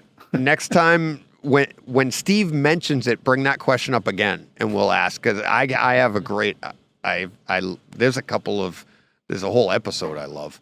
But yeah, it's a great question. But once Steve comes on, and yep, we know what it looks like. We've seen it. I swear, I've just not seen it. Steve's showing the box cover. Okie dokie. For those in the audio only podcast. Steve's like, see, proven I haven't watched it yet. It's still in the box. Bring that back up again. And Greg says, gotcha, sorry. No need to apologize. I'm the one who should be apologizing. Everybody on the planet's seen it apart from me. Exactly. People have seen it, argued about it. It's been fantastic. So, can't wait for Steve to see it. I'm sure an argument will ensue. Looking forward to it. And of course, I'll, grammatically be incorrect and he'll correct me. Even when I misspell somebody's name as I speak it. Right. That was the best Actually, one. can I say, while we're talking about that, I was quite good last week. You got to compliment yourself. Okay, we got time for that. Yeah. Did you see your thing last week about the box of popcorn that was actually spelled box of poo corn? No. Did you see that last week? No, I didn't say Obviously a word. not. I was so close. Oh, it must have killed you. I would have said it, probably. It killed him so much that he remembered to bring it up this week. Right. So he's no longer good. Right. I was so well behaved. I'm about to ruin it all. Badness. Yeah, it's just delayed. Yeah. It was a whole week I managed to hold on to that. So I thought that was quite good. Yeah. Driving to work, poop corn. I can't believe he's Oh, all right. Who's reading next? We got Blue Wave again. It's me. You? This is a YouTube comment as well from Blue Wave. Best home theater experiences of 2022. No one better than Ralph Potts on Blu-ray disc and 4K reviews. Freaking awesome episode. In no particular order, the best HT experiences of the year. The Northman, Dune, Top Gun Maverick, Jurassic World Dominion, Ambulance, The Batman, Spider-Man No Way Home, The Godfather, Lord of the Rings, Rings of Power, The Atom Project, Ghostbusters Afterlife, Fantastic Beasts, The Secret of Dumbledore, and Morbius. A bunch of those made our lists. Some of them did not. Morbius was the one that Ralph and I were talking about in the podcast that we didn't mention the name because it didn't make the lists. But Ralph and I actually, he was the one person of the reviewers. A lot of the reviewers will, like home theater reviewers, they review the movie and they don't like the movie. So they're like, don't bother buying it. And then I'm like, that's what I love about Ralph and Mike too over at AV Nirvana. They do the same thing. It's like they'll tell you, and I love those reviews that, the movie might not be great, but you need to get this because of this. And when Ralph had written his Morbius review, it was like, he's like, hey, look, this isn't the greatest movie, but boom, it is just a fantastic home theater experience. And I texted him, I'm like, you got to do a show. We got to talk about this right now. And I had said to him, I think it could be up for, home theater experience of the year. And he was like, maybe, but the movie's this. And then lo and behold, it didn't even make any of our list because it was such a great year. But it is. I haven't even watched it. I mean, I've seen the movie, but I haven't watched the disc yet. I own it, but I haven't watched it. But, to go back on that, I wouldn't have bought or rewatched The Northman if it wasn't for the two of you. Yeah. You know what I mean? Yeah, So, and now, again, I'll rewatch that movie, not right away. But when you're in a good mood and you want to bring yourself down a little bit. Several times over the years, I'll rewatch it, not loving the movie, but because of the, because of the home theater part of it. So, you see, I can't rewatch it yet because I've got to deal with myself, right? I cannot rewatch it because I promised myself before I rewatch it, I will have a Viking drinking horn and I will have beer in it when I rewatch it. And I can get one for about £18. There's a shop locally that sells. Oh, really? I'm thinking, if I'm going to watch it again, and it comes with a little wooden stand and everything. And I'm thinking, right, the next time I see that film, I need to have one of those and just watch it with that. Vikings is back in a couple weeks too. Vikings season 2. Is that season? Oh, okay. That's the Valhalla. Valhalla. I still haven't finished the series. The first one, I'm on season 4, and I'm losing the faith a little bit because it's kind of in the weeds. Well, I really enjoyed it up till now, so I will go back to it. But so I need a Viking drinking horn to watch The Northman again. It's got to be done. All right. Next one. Theo. He's like, hi, love the show, guys. Thank you. Look, guys, not everyone can afford to replace their TVs every year. People bought their HDR TVs, but they were not really good HDR TVs. You cannot expect people to keep buying new TVs every year. On average, HDR movies are graded around 300 to 600 nits on average, and that's on a good day. It's not a standardized system. Grading is all over the place. Just my thoughts. And no, I agree. And I think everybody to do that. Yeah, did we? No. Yeah, I don't remember that. I know exactly. I think I know exactly what he's commenting on, and it's a great comment because we take for granted, like when we say stuff, and what we were talking about is, and it's my opinion of like HBO Max and what they did with, you know, House of the Dragons and how they pushed those scenes. And I had said in Best Home Theater Experiences, one of the things I like about that is they're pushing people to get new tech, because people are at home and it's like, if your display can't see it, it's like, well, this new tech can handle it. And Theo's right. Not everybody has the capability to just be like, wow, I can't see, you know, my show the way I want to see. Exactly. The TV I just replaced upstairs is probably almost 10 years old, right? And it's like, and I get it. And but that doesn't take away, I agree 100% with what Theo's saying, but it doesn't take away from the fact that new tech exists. And I like content that pushes that stuff, because even in our world, like when Atmos came out, you know, if you were my accountant, you're like, oh crap, here everything goes, because I need to find a way for me to get that tech into my house. And now that's going to mean, how do I manage the actual house itself and the holes in the ceiling and all that, but the budget on what it's going to take. And it's like, there's all of these things, and it's like, and Theo's right. It's like, not everybody has that capability. So, you know, but I still appreciate the content that pushes the idea of getting that stuff, you know, and to sit here and be like, well, I don't want to talk about this because not everybody can get this. It's like, this isn't that forum, you know? And it's like, this is where we talk about all the fun stuff, even stuff we can't get, you know, and just have fun with it. And, you know, but that's a great comment, Theo. I appreciate it 100%. And you're absolutely right. It's great to keep in mind.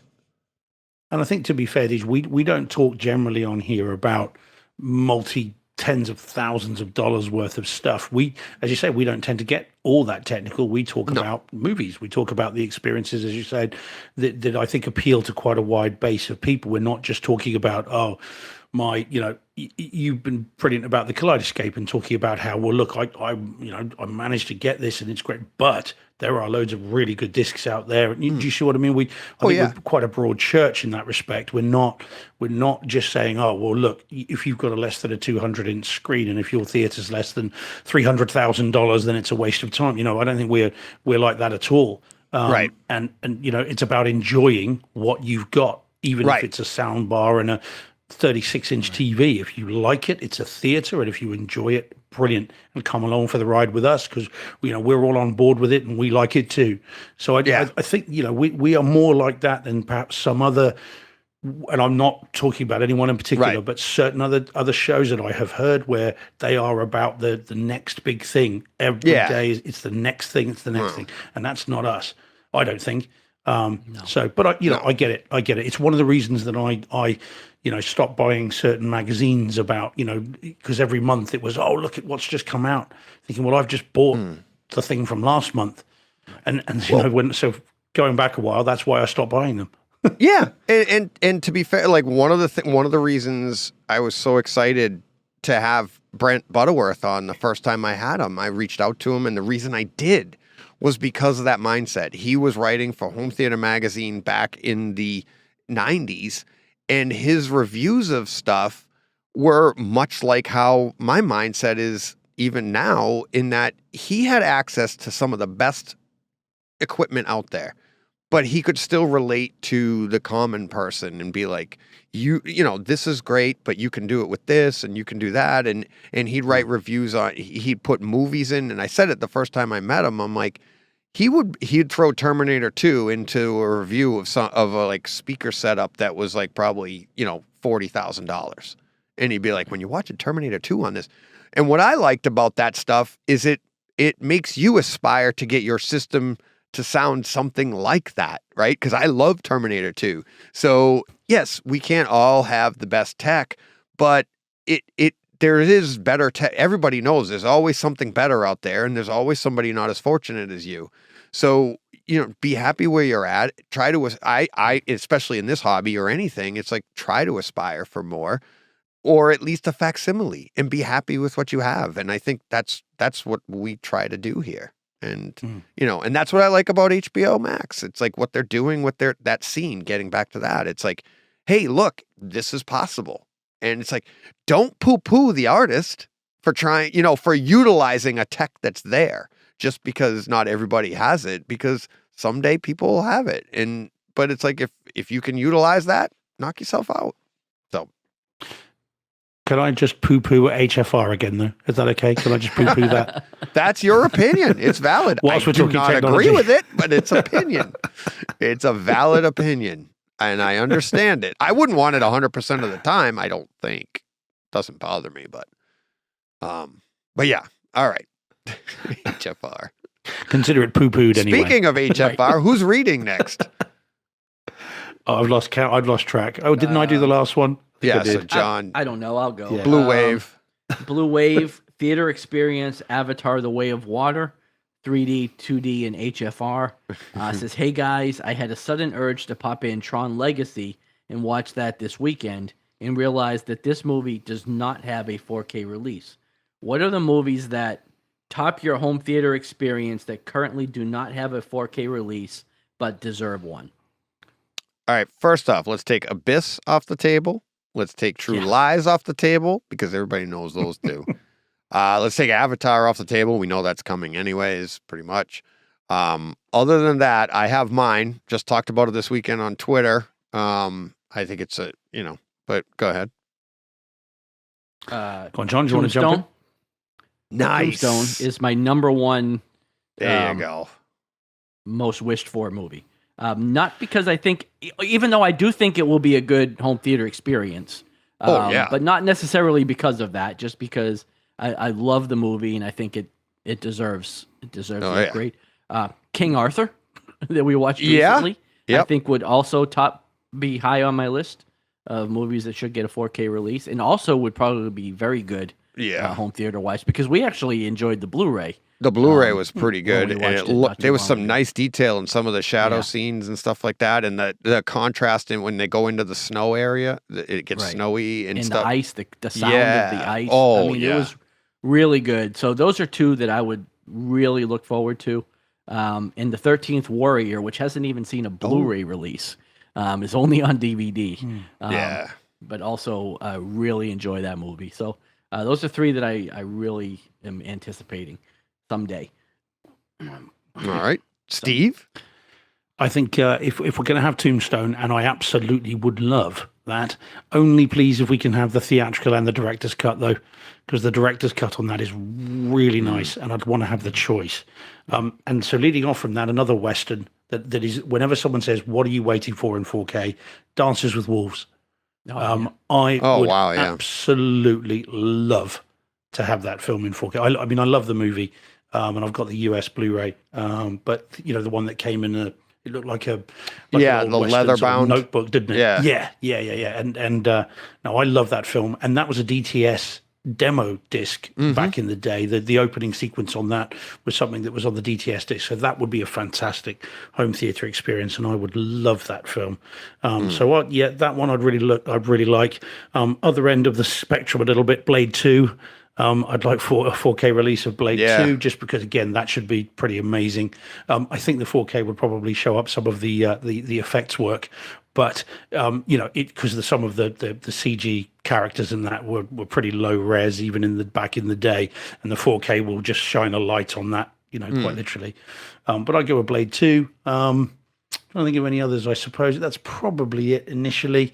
But as I say, whenever someone says it, the first thing I think of is Dances with Wolves, and that's before The Abyss, and that's before, True Lies, and so I suppose Aliens actually as well. Aliens, yeah. That would be very nice. Yeah, I'd like that. Yeah, sorry. No, that's Great okay. minds. That's Think okay. alike. See, that's what it is. So yeah, Aliens, and then because we got Alien, but that looks fantastic. But the other one, it just came up this weekend. I was mentioning it on Twitter, and it's Strange Days with Ralph Fiennes from 1995. I've never seen it. Oh my God. Apparently it's out over there on Blu-ray. It's not even on Blu-ray over here. Okay. I just bought it on Amazon and I'm importing it apparently, but you can buy it here for like $13 and get it in. But it's region. It's region 2, which I can't, my Blu-ray won't play it, but if I upload it to the Zapedi, I'll be able to get it. What's it about? What's the story? Basically, never seen it. Yeah. So what it is the story's centered around this tech that you put on your head, and it's similar to, remember in we've all seen The Matrix, and they instead of doing drugs, they do the memory things or whatever. Well, that's what this is centered on. You put this thing on your head that looks like this. And I'm on YouTube doing this, but my hand's on my head if you're watching listening to the audio only. But anyways, so you put this thing on your head, and it's like you could hear and see everything that somebody else experienced. Okay, so like say somebody went surfing and you can't go surfing, but you want to experience going surfing, they would put one on their head and record themselves surfing, and you would see and feel everything, the feelings and everything. And well, of course, you can imagine the technicalities of this kind of tech, that there's some legalities to it, and there was a black market for it, and the movie kind of centers around that I believe it was the year 2000, New Year's or something, and it's really good. But the movie's good, but not only that, I like the story, but the home theater part of it is when they put this on people's heads, you go into their mind, but then your room goes in. Now you're hearing like you're in somebody's head. So if that person is hearing something over on the left rear, you hear it on the left rear. And in 1995, watching this on Laserdisc in my living room, it's like this was a demo disc beginning to end that people would come over and be like, watch this scene. And that when the head moved, the sounds moved, and people would be like, hey, you come over here, blah, blah, blah, and it would echo weird and stuff, but it moved. Really, really fun home theater movie that if it got a 4K with Atmos, and I honestly don't think you need it. We could just get a nice Blu-ray of this and we upmix it. It's going to be amazing. Well, Deej, you've just sold me. I've just ordered it on Amazon. Literally. You might have heard the little beep of my email. That's telling them I've just got the order through. So, yeah, I think you'll like it. And you've seen it, John, haven't you? I have not, actually. You haven't? Never seen it. I thought we talked about that a while ago. No, but I saw all the Twitter conversation the other day about it, but I haven't seen it. Yeah, it's a Catherine Bigelow movie, so she made some great films. And what's her name is in it too? The who's the actress that's in it? I didn't look. I just saw everything on the cover. She's good. She was in. I think she was in. I'll just go on. It's really, really good. Ralph Fiennes is good. It's the whole Angela Bassett, Juliette Lewis. That's what I was thinking. And Angela Bassett's awesome too.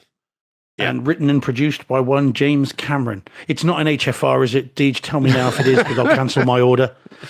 Well, to be fair, HFR back then was probably like 1080p in 1995. So, yeah. No, it's really good. All right. Who's got Van Gool? Me? Yeah, can do. Yeah, do you want to do it? Yeah, I'll do it. Van Gool. I agree with what you guys said about my email. I think anything extra like a soundbar and 2.0 or 3.1 sounds better than your TV speakers. It gets you thinking on what the content you watch can sound like. We all started out somewhere in our home theater journey and grew from there. So, yep, that's what we were saying. Because he was like, until you experience, I think he was the one that said, till you experience it, you don't know what good sound is, or not, you don't appreciate it until you hear it. But yeah, so thanks. And then this last one here, I love this. It's the first time I've seen this. Go ahead, Steve, read that one. Yeah, of course, Ken. So this is from someone who, I don't know, have you heard of this guy called Mike Schramm? Yeah. I'm not sure. I don't know. I remember. New listener. Anyway, he's yes, quite new contributor. He said that it looks at the tweet saying and a picture saying, started my Laserdisc collection today. Here are my first 3 pickups. And he's accompanied that with a picture of 3 Laserdiscs, Die Hard with a Vengeance, and T2 Judgment Day. And we've subsequently learned, I think, and I don't think Michael mind us saying, will he, that the purpose of getting them is not to watch them, but to just display them. Yes. And that's what, when I saw that tweet, I was going through and I just happened upon it. I don't think we were tagged in it. And I was just like, oh, cool. I'm like, oh, did he? And I start going through the comments because I'm like, did he get a Laserdisc player? I'm like, that'd be so cool. And it's even cooler that he didn't. And he said, just to be clear, he said in a later comment, he goes, I just want to decorate with them. And I was like, oh my God, I have a stack literally this high of Laserdiscs sitting right outside this room that I want. They're all like T2 I already have on my shelf. Die Hard's already on my shelf. But I want to frame them. I want to decorate with them. Nelson, one of our listeners, has been on the show a couple of times. He actually has some framed Laserdiscs that he's had done. And they take them out of the sleeve. They use, it's fantastic. It looks great. But what I thought was really cool about this is the first time that I've seen where somebody that's never experienced Laserdisc is just going and buying an old medium to decorate with. And I think, and what's weird to me is this is like my goal medium. That's how far back my home theater started. John and I were like, I can't wait to get the best someday, Laserdisc. And now that is so far in the rearview mirror, people that have never experienced it are using it as a decoration. John and I, that was like if you don't have a 4K anything yet, I'm hanging 8-track tapes on my wall. Right. It's like, I feel like, but you know what? But to be fair, I don't think anybody ever said, I want to grow up and get an 8-track player, right? Right. So like John and I have been doing this since before we could get to Laserdisc, like Kaleidescape. If you don't have a Kaleidescape, be like somebody 50 years from now hanging up a Kaleidescape image or something. I don't know, but like that's what Laserdisc was like back in the 80s into the 90s. And when we finally achieved that, $70-$80 a pop. They were not cheap. Early on in the 80s, yeah. And then it came down to the low price of 40, 50 bucks. Yeah, $40 to $50 each. Yeah. Although to be fair, VHS discs were $40 a piece at the time. Well, yeah. Well, VHS were like, if you didn't return unless one, you lost one $80 from the video store, and then it was $130. Right. But yeah, it's just so cool that it's like, you know, and it just brought me back to like my history of this and just and I'm not being demeaning, and it, like he's using it as decoration because I'm doing the same thing, and I think it's awesome. And they are beautiful to look at, especially if you go on Nelson's any of his images, he has like I said, it's framed professionally and they look awesome. So great job. All right. The last one from Garinder. Yeah, this is one I copied and pasted in earlier, guys, just so you know where this has come from. Oh, yeah, because Garinder sent this earlier today. Now, it might be, though, a little bit spoilery. So I don't know, John, if you want to read it, whether you want to kind of pick and choose your way through it. It's about Smile. I think I put it in maybe just to torture you a little bit. You did. It is a bit spoilery, but you don't have to worry about me. I'm not going to see it. It's been out for a little while. So this is from Garinder. Hello. Looks like both of you watched Smile. One enjoyed it and the other not so much, if I recall correctly. I watched it over the holidays as well with my cousin. Was it just me, or did the monster look like Marilyn Manson? I don't remember enough to comment on that. Blocked it out. Yeah, I've blocked it out. Yeah, I've blocked it out. When Googling if others thought that, I found out about the allegations against him. Anyhow, my cousin. Hey, I gotta put the show on hold for a second. Okay. Is that my son-in-law out there? Is that my new son-in-law out there? Greg the Awesome Ninja. I'm calling him out. That's my new son-in-law. Is he in the chat? He's in the chat, yeah. And I know what he's going to write next. Is that my new papa? Is that my new papa? He wanted to say that last week, but wasn't sure if he should. So now I'm just calling him out. And if him and my daughter are watching, they're probably both cracking up right now. Sorry, John. Go ahead. It's all right, because I was just saying this last paragraph is the spoilery part, so let's just leave that. Let's just leave that out, I guess. Yeah. And then one Garinder. Because I had my thoughts on that too. Because I was thinking the same thing. Why didn't she just do this and the whole movie would have been over. That's written and directed by. That's why I can't watch horror movies. Most of them are like that. Yeah. It's like, well, I think to be fair, they do address it. There's a line of dialogue that does address what would happen if she did that. Yeah, and I think the suggestion is kind of what he says, which is that if this character did X, actually, what would happen is it would just jump and it would find a way around it. I think that's suggested because one of the characters did do that. I think, or one of they hear about someone that did it. But yeah, I mean, it was just Corinda sent that earlier today. And I just thought, I'll torture John with Smile a little bit further. A little bit more Smile. Yeah, a bit more PTSD. The problem is, it's been so long now, I don't even really remember it anymore. I'm thinking it's another Northman, John. So, it's another Northman. Give it another go. I'll buy the disc and see how it goes. Does that mean I got to give it a go? No. I can't. No, don't, dude. You're not going to like it. Steve's like, but no, if you, we're going to come on to a film in a minute or two films in a minute that you go, as long as both of you live, you're never going to watch see these films. Yeah. Oh God. See, that almost makes me want to watch it. Just because you said that. Oh, we'll talk about it. It has the opposite effect. Wait till I tell you about them. Okay. All right. Before we do that, let's get to what's coming in 4K. And before that, thank you to everybody with all the comments, everything. Keep them coming. We're starting to filter them out a little bit, but we love getting them. I actually go through, I don't know if you guys do, but I go on YouTube and I read all the comments afterwards because sometimes I can't keep up with them, but I love the interaction. And you had a tough day, but or you're busy at work or you're doing whatever you're doing, myself included. It's like any time I get emails, comments from you guys, it's awesome. Awesome. So we're reading as many as we can. So, but it's growing. So we're going to have to start filtering, boys. Yeah, because we're, 2.5 hours into this show. It's an hour and a half. Comments. Yeah. So, all right. Let's see. What do we got coming up? Coming soon.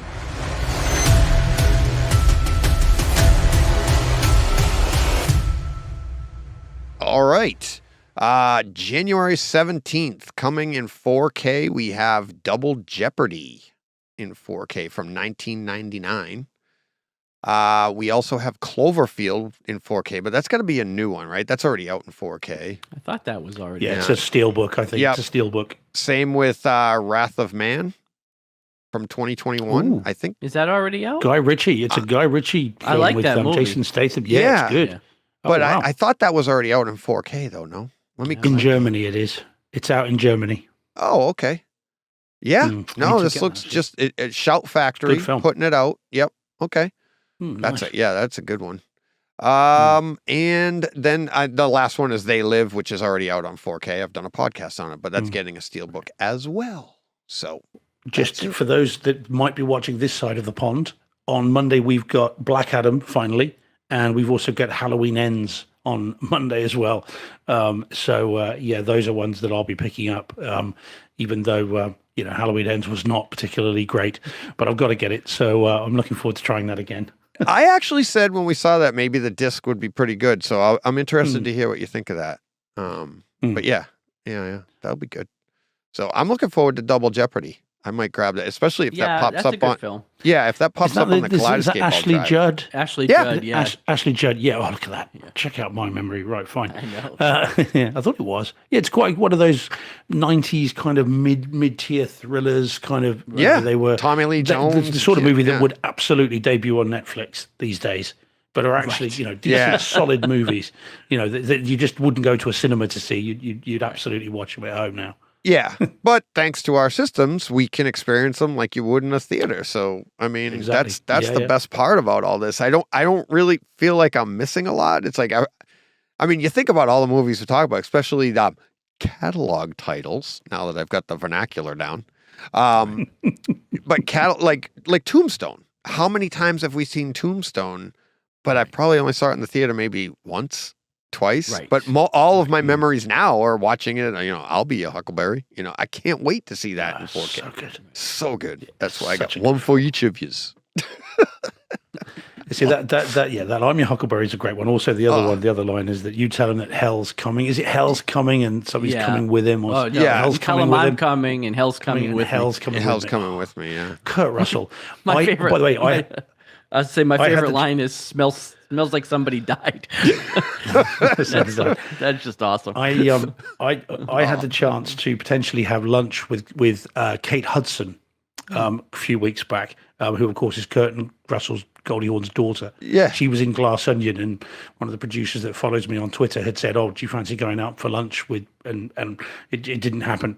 But I just thought all I would do is embarrass myself, because all I'd want to do is ask her about Kurt Welcome Russell. to my world. Right, exactly.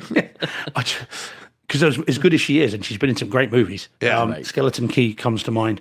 And obviously Almost Famous. She was in that as well, I think. Wasn't she? Yes.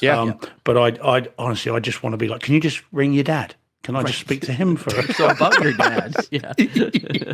I just make such a fool of myself. I just couldn't. Oh, nothing wrong with that. That's how I started this podcast. Dad, you're gonna make a fool of yourself. I know. Yeah, but Kurt Russell's got guns. That's true. Right. Tango and Cash. The Thing, Big Trouble in Little China. Oh, Death Proof. I mean, as I said, even up to Bone Tomahawk. Even the more recent movies, I would embarrass myself no end. Nothing wrong with that. Because I still think he should have been an A-lister, and I don't think he ever has been. He's very close to it. When Tango and Cash was probably the height in terms of, because he was toe-to-toe with Stallone. That's sad. But I think it was. I think that was the time where he was at his absolute peak. But to think that like he's never quite hit A-list. Yeah, to think of all the movies that he's done, all the great movies. Oh yeah, exactly. Yeah. To be, Tombstone. Actually, I mean, that's a good movie. But to say like Tango and Cash was the movie itself it can't compare to but not Tombstone. Quite. But in terms of his notoriety, though, that was his peak. That was the I'm toe to toe with Sylvester Stallone, both names above the title.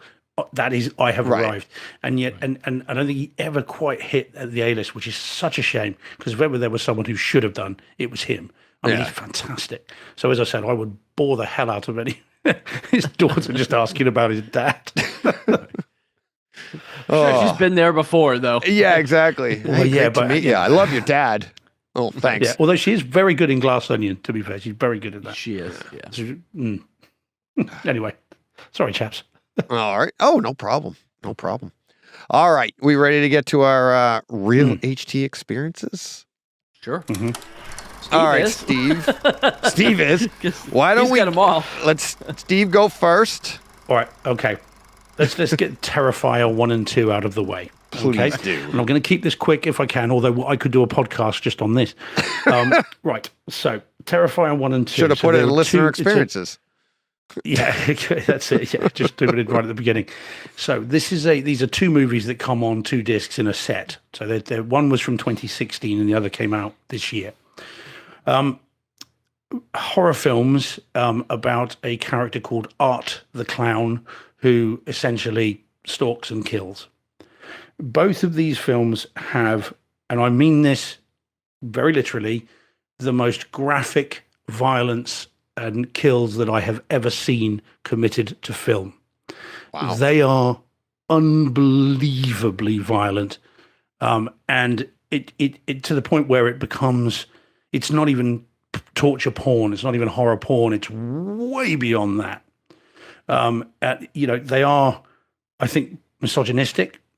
I think they are very, very, very strange movies, but they will become important films for those that I think like horror. And I know you two don't. And this is why it says, for those that obviously haven't seen our notes, it says literally, as we mentioned earlier, Terrifier 1 and 2, Blu-ray, Neural-X, do not watch, fellas, because it's not, I mean, for anyone that is not a diehard horror fan, these movies need never be seen.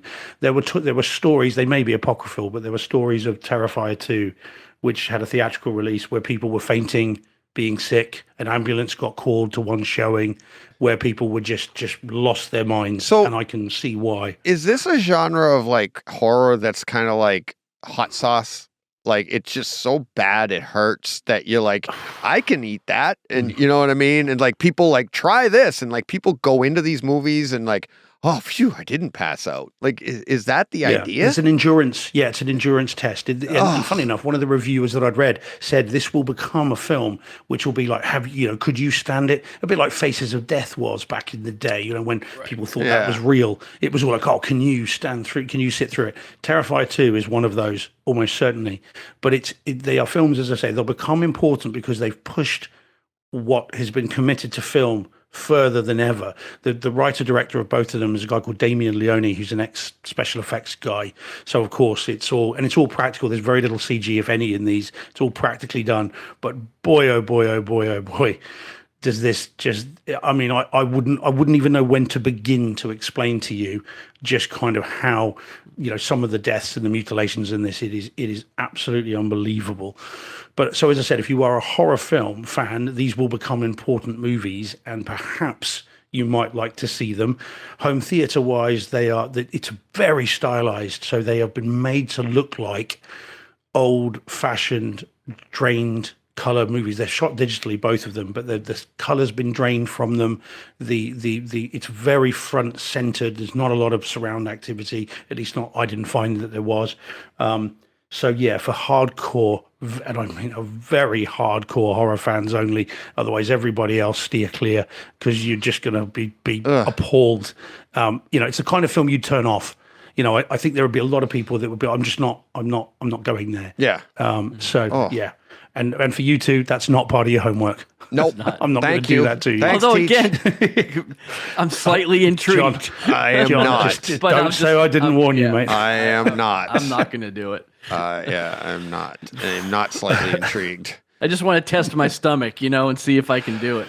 I have a pretty solid stomach, but... Yeah, I mean, I'd be fascinated to hear your views, John, but don't buy them. Whatever you do, don't buy them because you'll never see them again.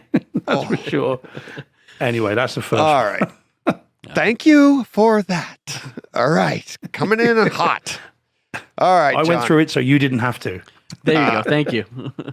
Why don't you lighten the room a little bit more here and talk about We Were Soldiers then, Steve? We'll go because you have plenty. Okay. Yeah, of course. Yeah, of course. So We Were Soldiers, the Mel Gibson film, which its full title is We Were Soldiers Once But Young, based on, well, at least it was, and they've changed the title.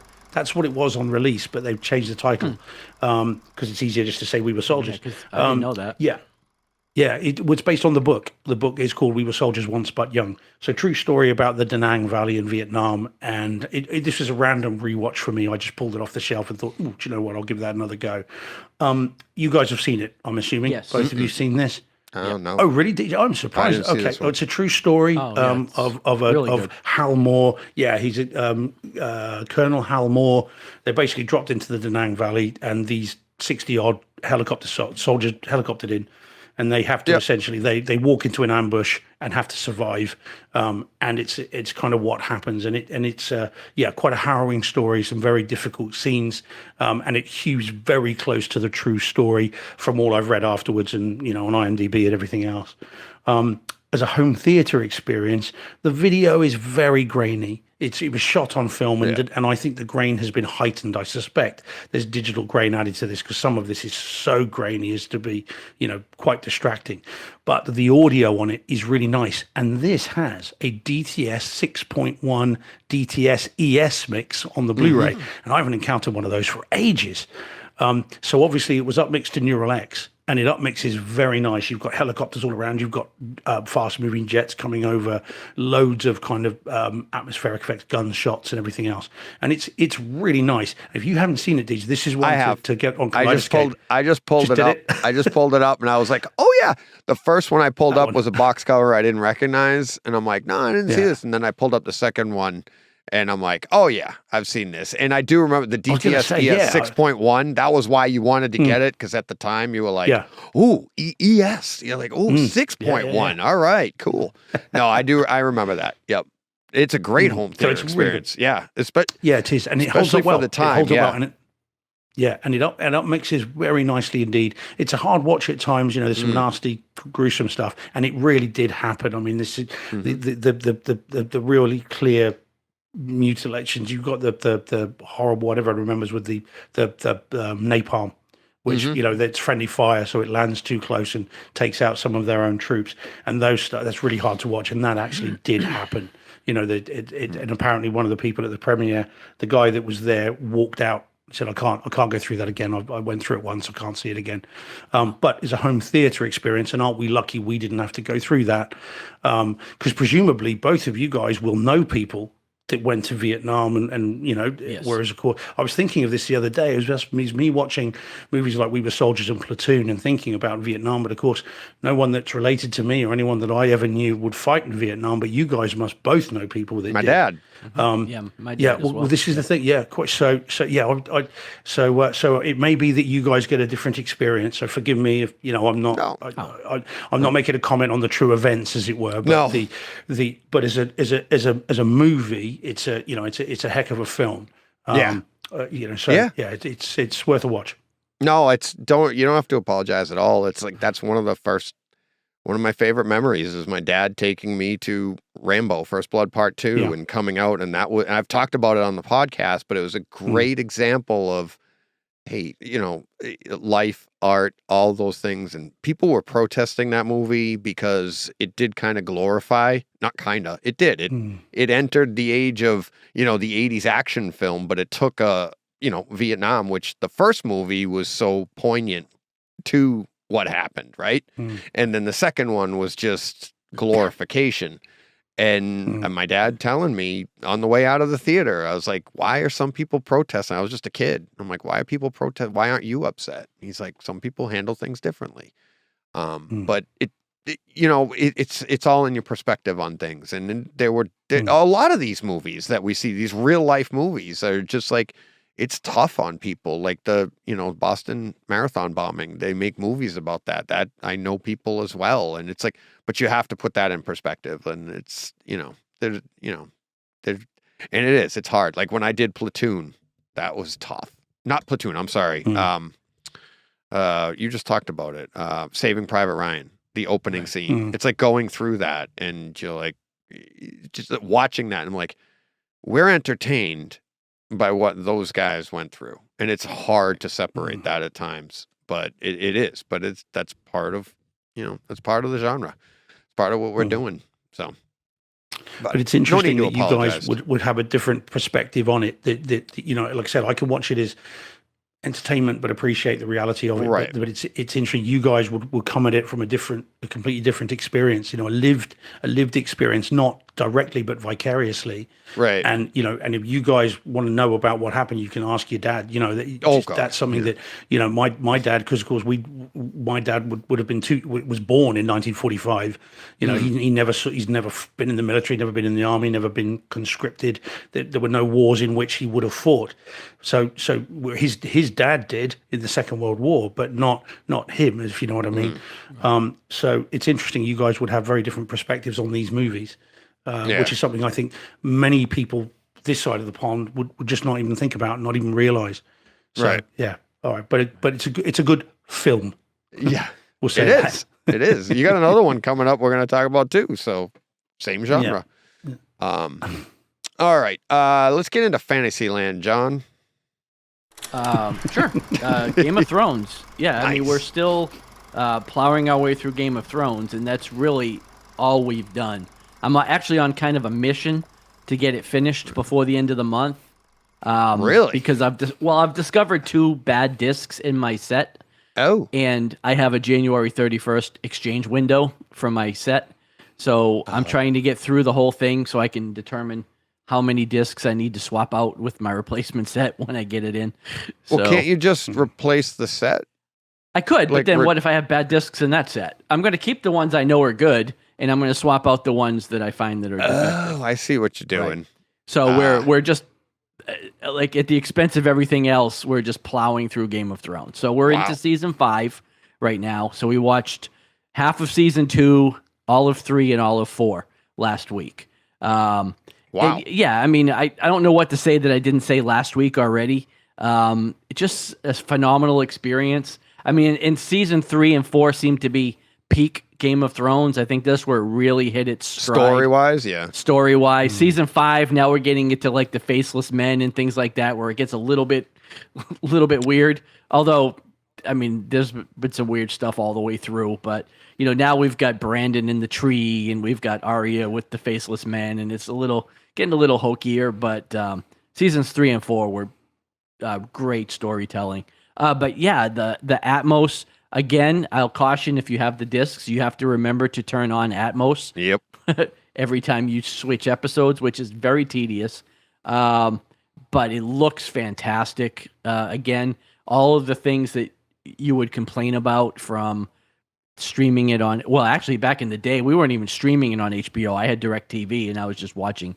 Right. It was which just actually HBO was cable. Better, but was actually better than streaming in some cases. Really? Because DirecTV satellite really had pretty good picture quality. Like even now you can get 4K video through DirecTV. Yeah.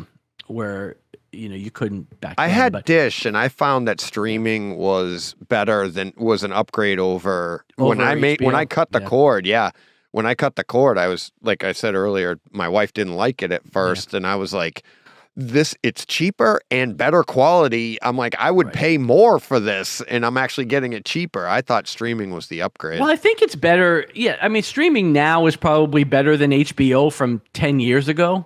Yeah. Yeah. I think DirecTV now has better quality than streaming. If you were to have the box and the satellite still in your house, I think it's better.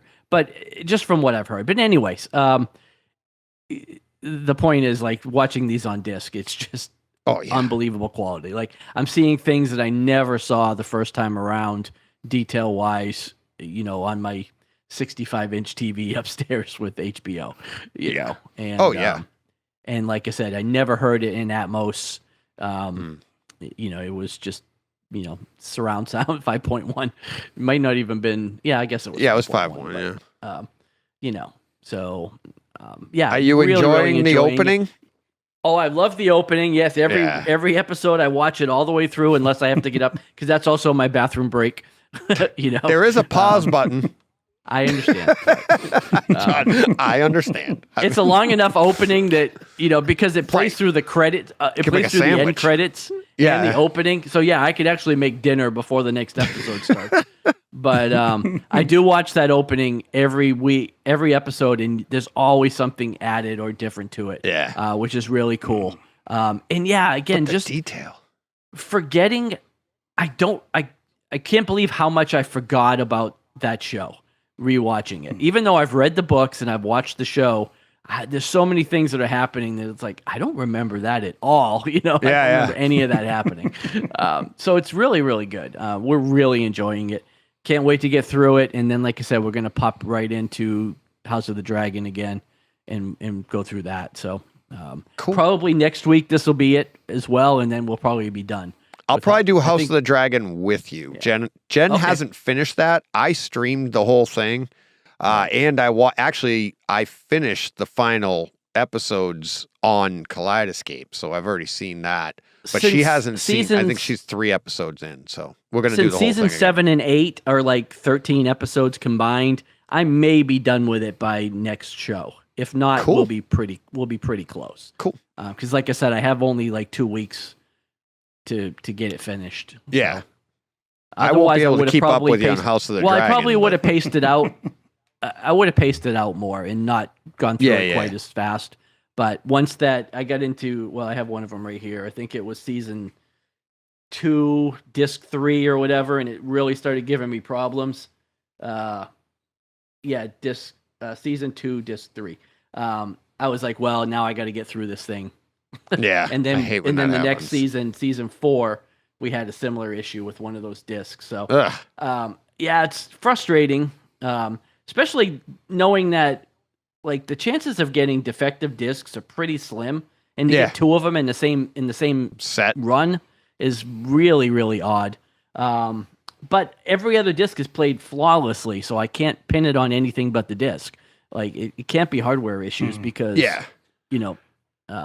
I'm 21 discs or so into it by now, and only 2 of them have had issues. So yeah, but yeah, it was famous when it came out for having problems.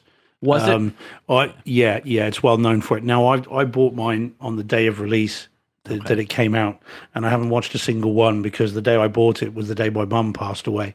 Oh, geez. So I've just got it kind of just sat there, and I can't quite bring myself to go back and watch it. Right. I will do because the show's really good, but I bought it that day, and it's literally just there. But I'm fairly confident there'll be defective discs in there as well. But I'm way past. It's 2 years ago. I'm way past. Well, yeah. Well, and that's why I don't want to just swap it out for another set because I don't want to then because my next rewatch will be 5 years from now or something, right? Yeah. And I won't be able to exchange discs at that point. So I figured I would just keep hopefully the 2 discs that are bad here won't also be bad in my replacement set. Yeah. Because the other issue is I'll have to sit down and rewatch those discs start to finish to make sure that they're also not defective. So I'm hoping it's not like 5 discs that I have to spend another 15 hours going through and rewatching. Because that's worse things in the world. Push me into Kaleidescope. But I'll tell you what, when we got to the second defective disc is when I really started pouring on the sales pitch to Lydia about the Kaleidescope. That's the first time she's heard that word uttered from my mouth, but now she knows all about it. Because I said, this won't happen with the Kaleidescope. Jeez. I wasn't going to go there. I was going to keep quiet. I already went there. Believe me, you know me well enough. I know. Because I know you're looking, because I know you can get one. I can get one tomorrow if I wanted to. Exactly. You need to get, but you're trying not to. You're trying to save money so you don't need to get, budget approval.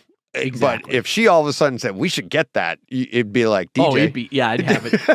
Yeah, I'd have it. It'd be like, if she had any kind of positive response to that. Oh, I know.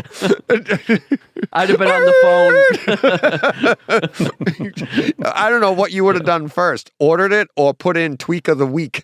Exactly. Like tweak of the week. Lydia said yes.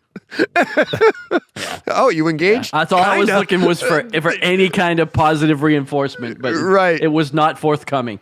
No, that's a big one. Once she said, "How much is it?" and I told her, yeah, it ended there. So, all right, Steve, why don't you do Escape from Alcatraz? Sorry, but we'll go to there next. Yeah, no worries. So this is the new Kino Lorber release. Well, I say new. It's not out here. I had to import it, so it's new to me. Really great film. Movie's just brilliant. I really like that film. And I've been to Alcatraz a couple of times, and next to Al Capone's cell, it was Frank Morris's cell was the one I wanted to see the most. So I've always liked the film. This 4K edition is fantastic. Really? It's a 4K original camera negative remaster, and it looks great. Bearing in mind how it was shot and when it was shot, so you've got to bear that in mind. I mean, it was 79. It was shot. So the image is a little softer, but the color, the wider color gamut is gorgeous on it. It looks really nice. So you've got that. It's a 5.1 DTS-HD.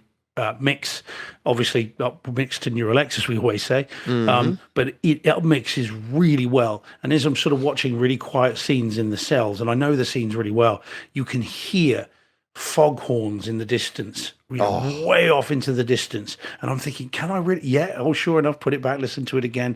And you can hear seagulls, and you can hear, all this stuff going on in the channels, the rear channels. So it was really, really good and much better than I had expected it to be. So if you're a fan of the film, this one is well worth picking up. And it's not cheap, but it's really, really good. And by far, by some distance, the best it's ever looked. It's a really decent disc. Highly recommend that one. It's great. I'm gonna have to grab that. I've been looking forward to that. Yeah, I need to grab that as well. It's good. It's really good. I'm really looking forward to it.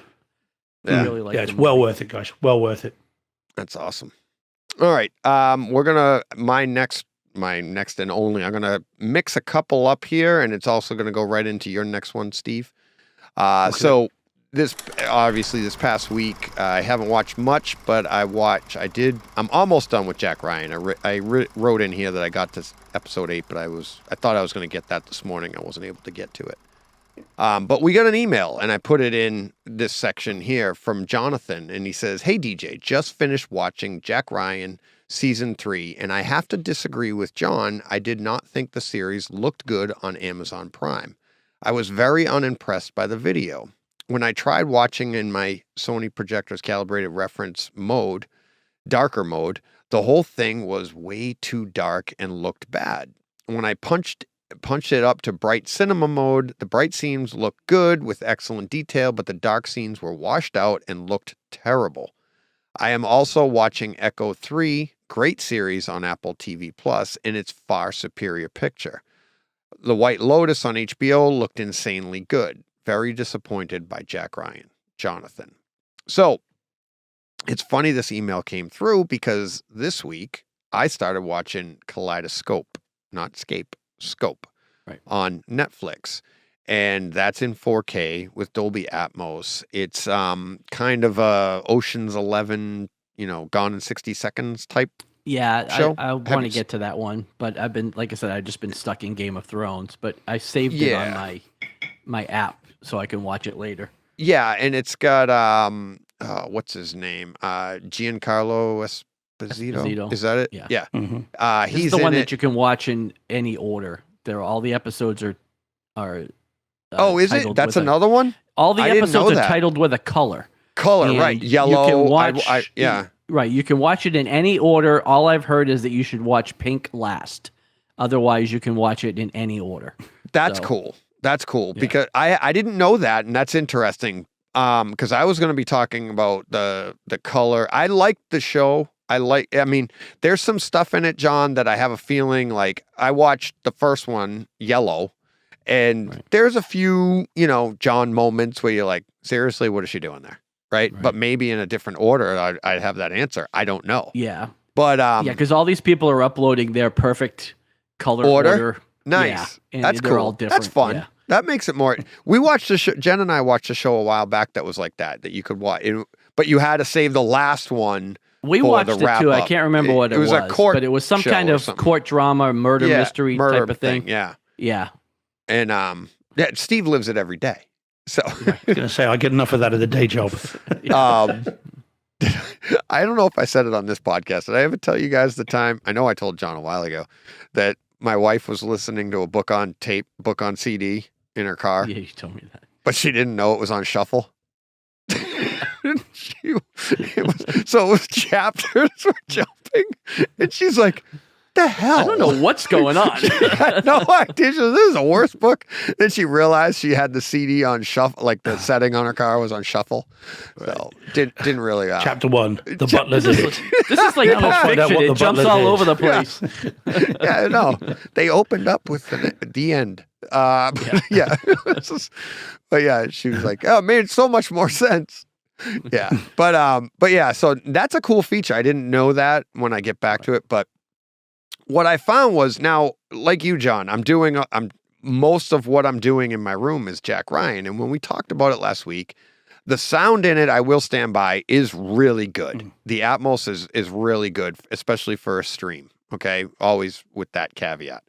But the picture, what I was noticing is as the time went on, as I got further into the season, I was like, man, and this was before I got Jonathan's email. I was like, maybe my bulb's getting old, because the detail just wasn't popping. And then I went and I popped on that Kaleidescope and I was like, oh, wow. Now my bulb's working now. It looked really good.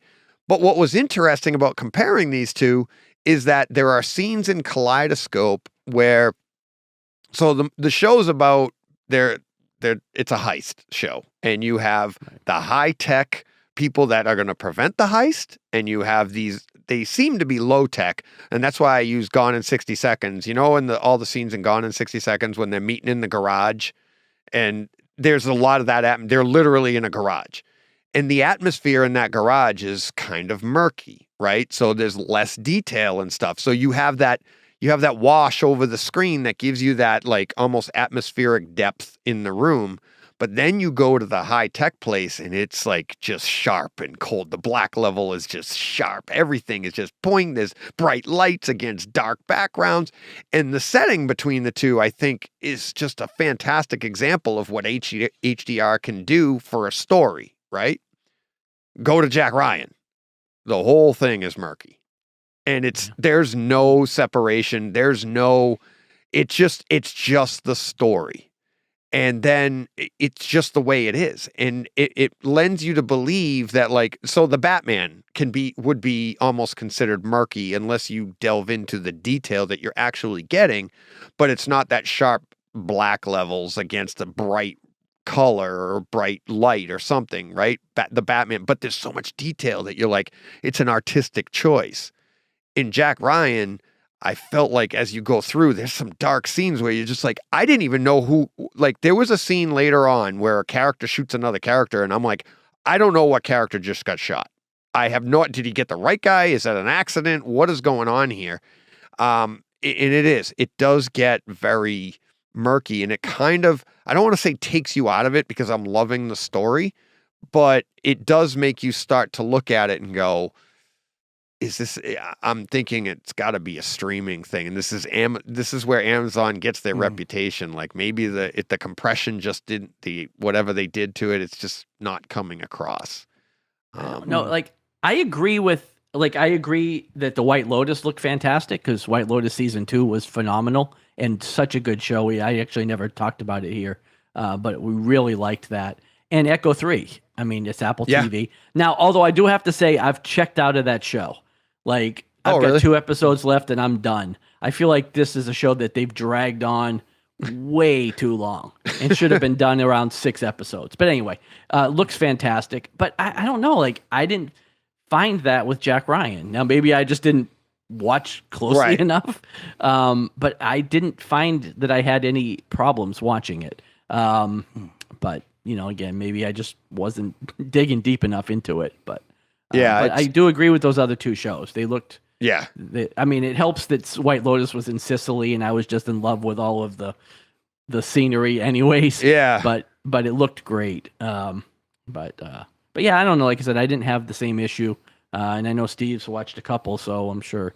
The other, I have to admit, I haven't found. Obviously, I've only up to episode 3. But I haven't found any massive picture issues. Nothing that's particularly drawn my attention. It's looked okay. Yeah, I mean, I don't think the other 2 were particularly spectacular. I think they just it's a spy series. It's a I don't think it's supposed to be eye candy necessarily. I think I watched the other 2 in physical, or I watched them on Kaleidescope, but the physical disc version of them, right? And they are sharp and they do look good. And I was taking into account that this was streaming. And like you, in the first few episodes, I'd say the first 3 or 4, I was like, I didn't really have that thought. But as it kind of went on, and I wasn't watching anything else, and that's what I thought was great about Jonathan's email, is that that's what we do, right? It's like, it's when you jump back and forth, maybe you don't notice, or you just take it for granted and be like, okay, that's just what it is. But I was starting to think, like I said, my bulb was going, because I'm just like, and I thought my theater was better than this. I thought my picture was better than, and then when you go to something else and it actually pulls out what your theater is capable of, you're like, okay. And now I start to look at it differently. And I think those scenes that even Jonathan was referring to, they're later on in the series, and it does. I think you'll see what I'm talking about.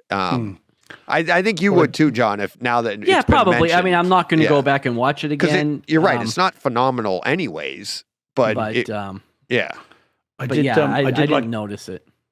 I did like the bits in episode 3 when he's in the garage and you can hear the mopeds zipping around, the little scooters and zipping around. That was quite fun. I was enjoying that. You could hear them in the distance and sort of talking about pans. They were across the screen, round the back of the screen. I was quite enjoying that. Although that's taking me out of the drama, I'm sure. Right. Yeah. But it was quite fun to hear them just moving around in the background. Yeah. But yeah, Kaleidescope, I would say check that out. It's good home theater experience, good sound. I'd say the sound was better on Jack Ryan, at least from what I've experienced since Kaleidescope so far. This is more of a, it's a heist drama, so it's not as much action that I've seen so far. but it is good sound, good dialogue. But the picture I've thought was really good. I mean, it's Netflix, so they typically, I would say they're second to Apple TV, but they do a really good job. And it's entertaining. I like all the people, all the characters in it. All the people are playing good roles and stuff. So, yeah, a lot of fun. All right. I think all we're left with is I say it's all Steve all the time. Steve done, all the so. time. But to be fair, it's 1:45 here, so it's not a bad idea to rattle through these. It's all up to you. Yeah, we've done Jack Ryan. Okay. We've done that. So now we're on to your next. Yep. Ooh, this is a good one. Okay, so the next one then, which was a little bit of a surprise, 48 hours on 4K disc. Now, you guys have had it a while, I think. Yeah. It came out here a few weeks ago, and I bought it on release and not really expecting much from it because it's quite an ugly movie. And I mean that respectfully to Walter Hill. It's never been it's always been, you talk about murky. It's always been quite a down and dirty film, absolutely deliberately all day long. That's not that's how it was designed to be look, I think. And yet the disc, so the movie's still great. I've just watched it over the weekend. It's still a brilliant film. You don't need me to tell you that. It's a great film. But the disc is actually really decent. You get the image quality when you first put it on. You've got the credits look a little bit worryingly grainy. You've got this kind of weird thing where the grain looks like it's fixed in place, and I suspect that's just the optics of the credits over the image. But once that goes, suddenly you're left with actually a really decent, detailed image. It's got some really nice stuff to it. It's smooth. It's film-like. The grain is perfectly managed, and the audio, which is in it's DTS. Dolby TrueHD. So of course this is up next to Dolby Surround, or at least that's what I do with mine. And it's all right. There is some punch to the gunshots. You've got some nice envelopment. It's actually not bad at all. And I thought this was going to be one of those, probably wouldn't see much difference between the Blu-ray. And actually it is well worth picking up. This is better than you might think it would be. So actually worth investing in it, and it'll be quite cheap over there, I would imagine now, and it'll be cheaper here soon. So if you see it for a decent price, pick it up. That's what I would say. I haven't bothered with the sequel. Less said about that, the better, I think. Yeah. I don't quite know what they were playing out there. That's one that I think, like you said, it's supposed to be murky. It's supposed to be. I think the 4K on that should be a lot of fun. That should, especially for an older movie good. Like that. Yeah. That's cool. Yeah, certainly. And again, I'm always a little wary of 1:8:5 ratio older movies that are down and dirty and quite low budget, because I'm always thinking, well, it's going to fill the screen. You're going to see any imperfections and any issues on it. And so I think the film stock used back then for certain movies would really bring this up. But actually, it's good. It's well worth picking up. And again, if you can find it, great cheap, movie too. Love him. It's such a good film. The two of them. I mean, it's the original buddy cop film, isn't it? Really. Yeah. As we know them. And a true star-making vehicle for quite literally for Eddie Murphy. Yeah, exactly. Very cool. All right, so that's that one. And in a completely, you're gonna be like flipping genres here, left and right. When your next one, that kind of week. And I'm actually looking forward to this one because this is available on Kaleidescape as well. But as a premium purchase, I don't think I would do the premium purchase. But I actually kind of want to see this as well. So this is Puss in Boots: The Last Wish. Okay, so years after the last Puss in Boots film. Now, I've got to say, guys, it was fantastic. Really? Okay, and awesome. Yes. I'm going to wait for it to come down in price. I'm not paying $40 for this. Right. Well, no, perhaps not. I loved this film. This film is fantastic. Now, I'd read some surprisingly good reviews of it. And I'm someone who, I checked out of Shrek after Shrek 2. I thought Shrek 3 and 4 were pretty poor, and I never saw the last one. and Puss in Boots, the first one was really good. I think there might have been a sequel or a TV show or something, and I didn't see that. But I enjoyed it when he turned up in Shrek 2, and I liked the spin-off. But I sort of left it behind. I figured it was all gone. I mean, Antonio Banderas has moved on. He's an older guy now. He's not really doing this stuff now. So this comes along, written by a new creative team. So they're not the same people at DreamWorks that have done the others. And the animation has been upgraded so that it now looks like Into the Spider-Verse. Oh. So the animation is beautiful. And when it goes into certain, I mean, this is one of the cool things about it. When it goes into certain action scenes, it starts to frame skip like in Into the Spider-Verse did. Yeah. You know, where you suddenly get that sort of anime style kind of thing to it. And it really works well. So you've got brilliant animation. You got to stop talking because I'm about to buy it.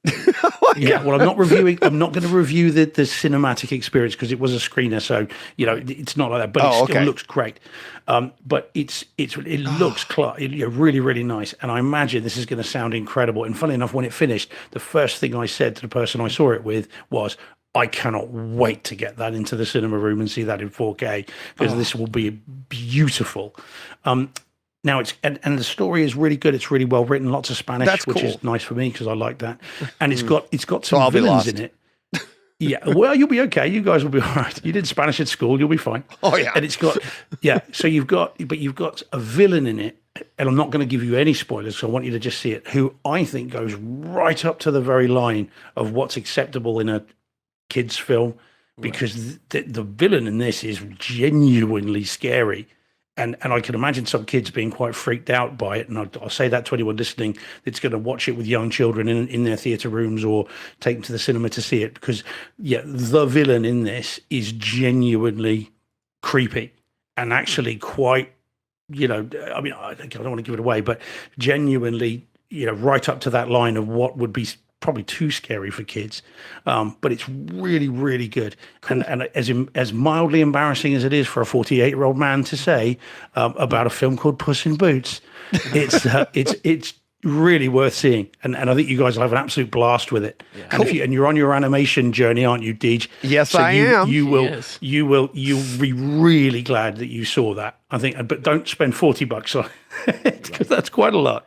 But it is very, very good. I haven't. I've been talking. My hands are up here. I haven't typed it all on it. I see his face. It's like, I bet you he already did. Oh my God, my head's rationalizing the bejesus out of this. Like, you'll be very pleased when you do see it. It's in theaters. It would cost us $40 just to get in. Right. Yeah. Well, it is really good. Stop. I've seen some very, very cool things on it. So yeah. So perhaps buy it.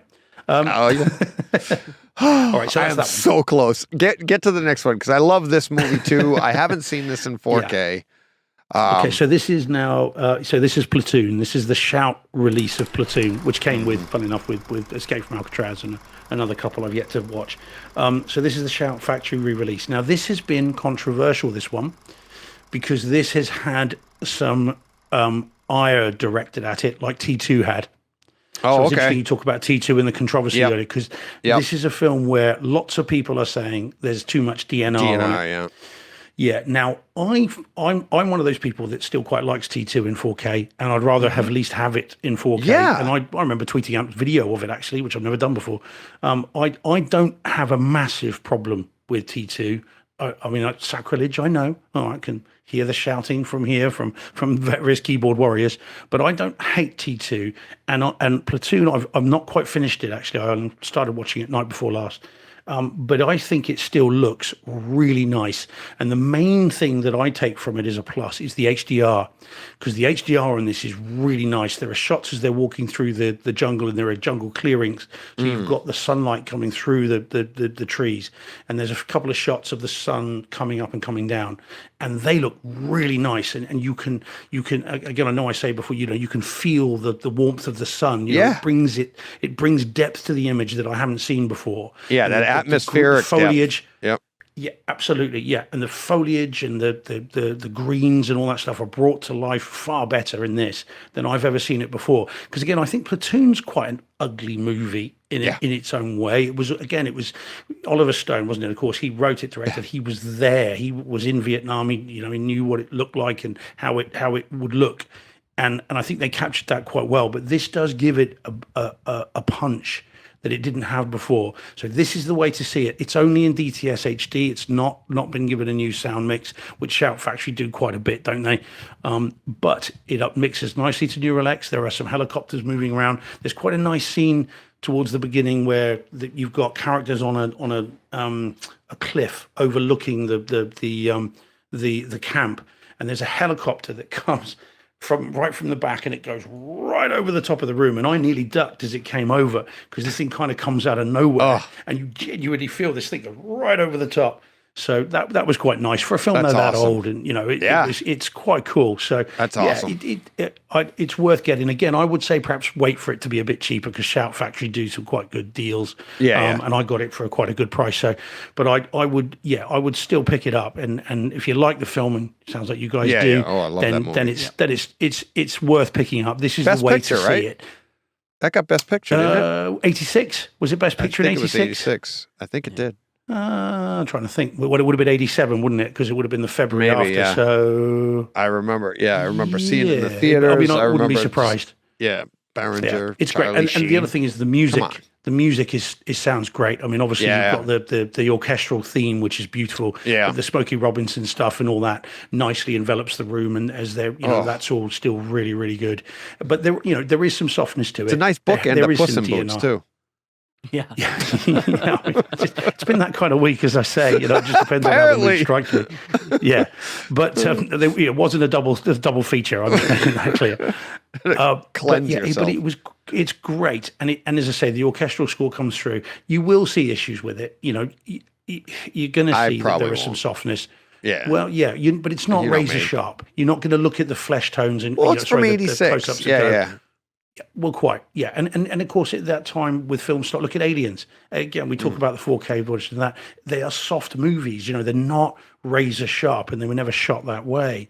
But it still looks good, and this is the way to see it. If you're going to see it, and if you like the movie, and again, if you can get it for a good price, then pick this up. But be aware that there has been some criticism of this image, and it's quite loud criticism from certain parts. Can't please everybody, but Steve. I still like it.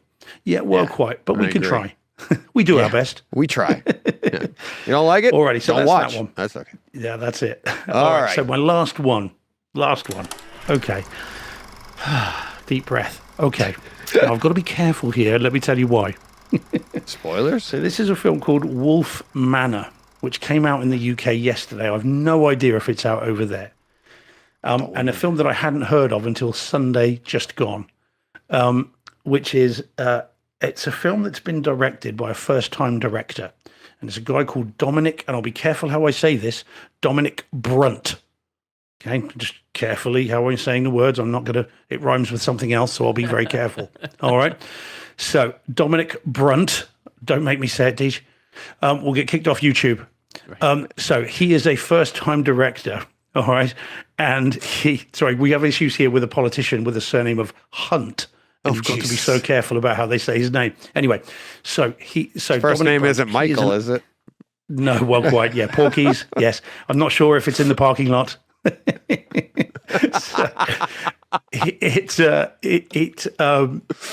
he's a first-time director, but he's a famous kind of actor over here. He's in a soap that is on here, and he plays a bit of a silly character in that. And he has directed this film, and it's a horror film with werewolves in it. And he tweeted out over the weekend, my first film's out tomorrow, give it a go. And I watched the trailer. The trailer looks quite good. Yeah, as I say, it's called Wolf Manor. And the trailer looks quite good. It's quite American Werewolf in London-ish. I'm thinking, okay, fine. But I'm not going to buy it because it was only on DVD, and I do not buy DVDs. So I thought, well, I'll rent it on iTunes for £4.49, so $4.50. It's about the same in dollars, and it's in HD at least. So I thought, okay, that's how I'll watch it. So I watched it last night. And the reason I've got to be careful what I say about it is because having tweeted out last night that I was going to see it, the production company not only liked the tweet, but they retweeted it. Oh no! So I've got. No! I don't know if they can listen to this or not. Now, I watched it. Now, let's just say, it's got some nice homages to American Werewolf in London. There are some nice little jokes and in-jokes and stuff about that. There are some homages to Wolfman, and all that stuff's really good.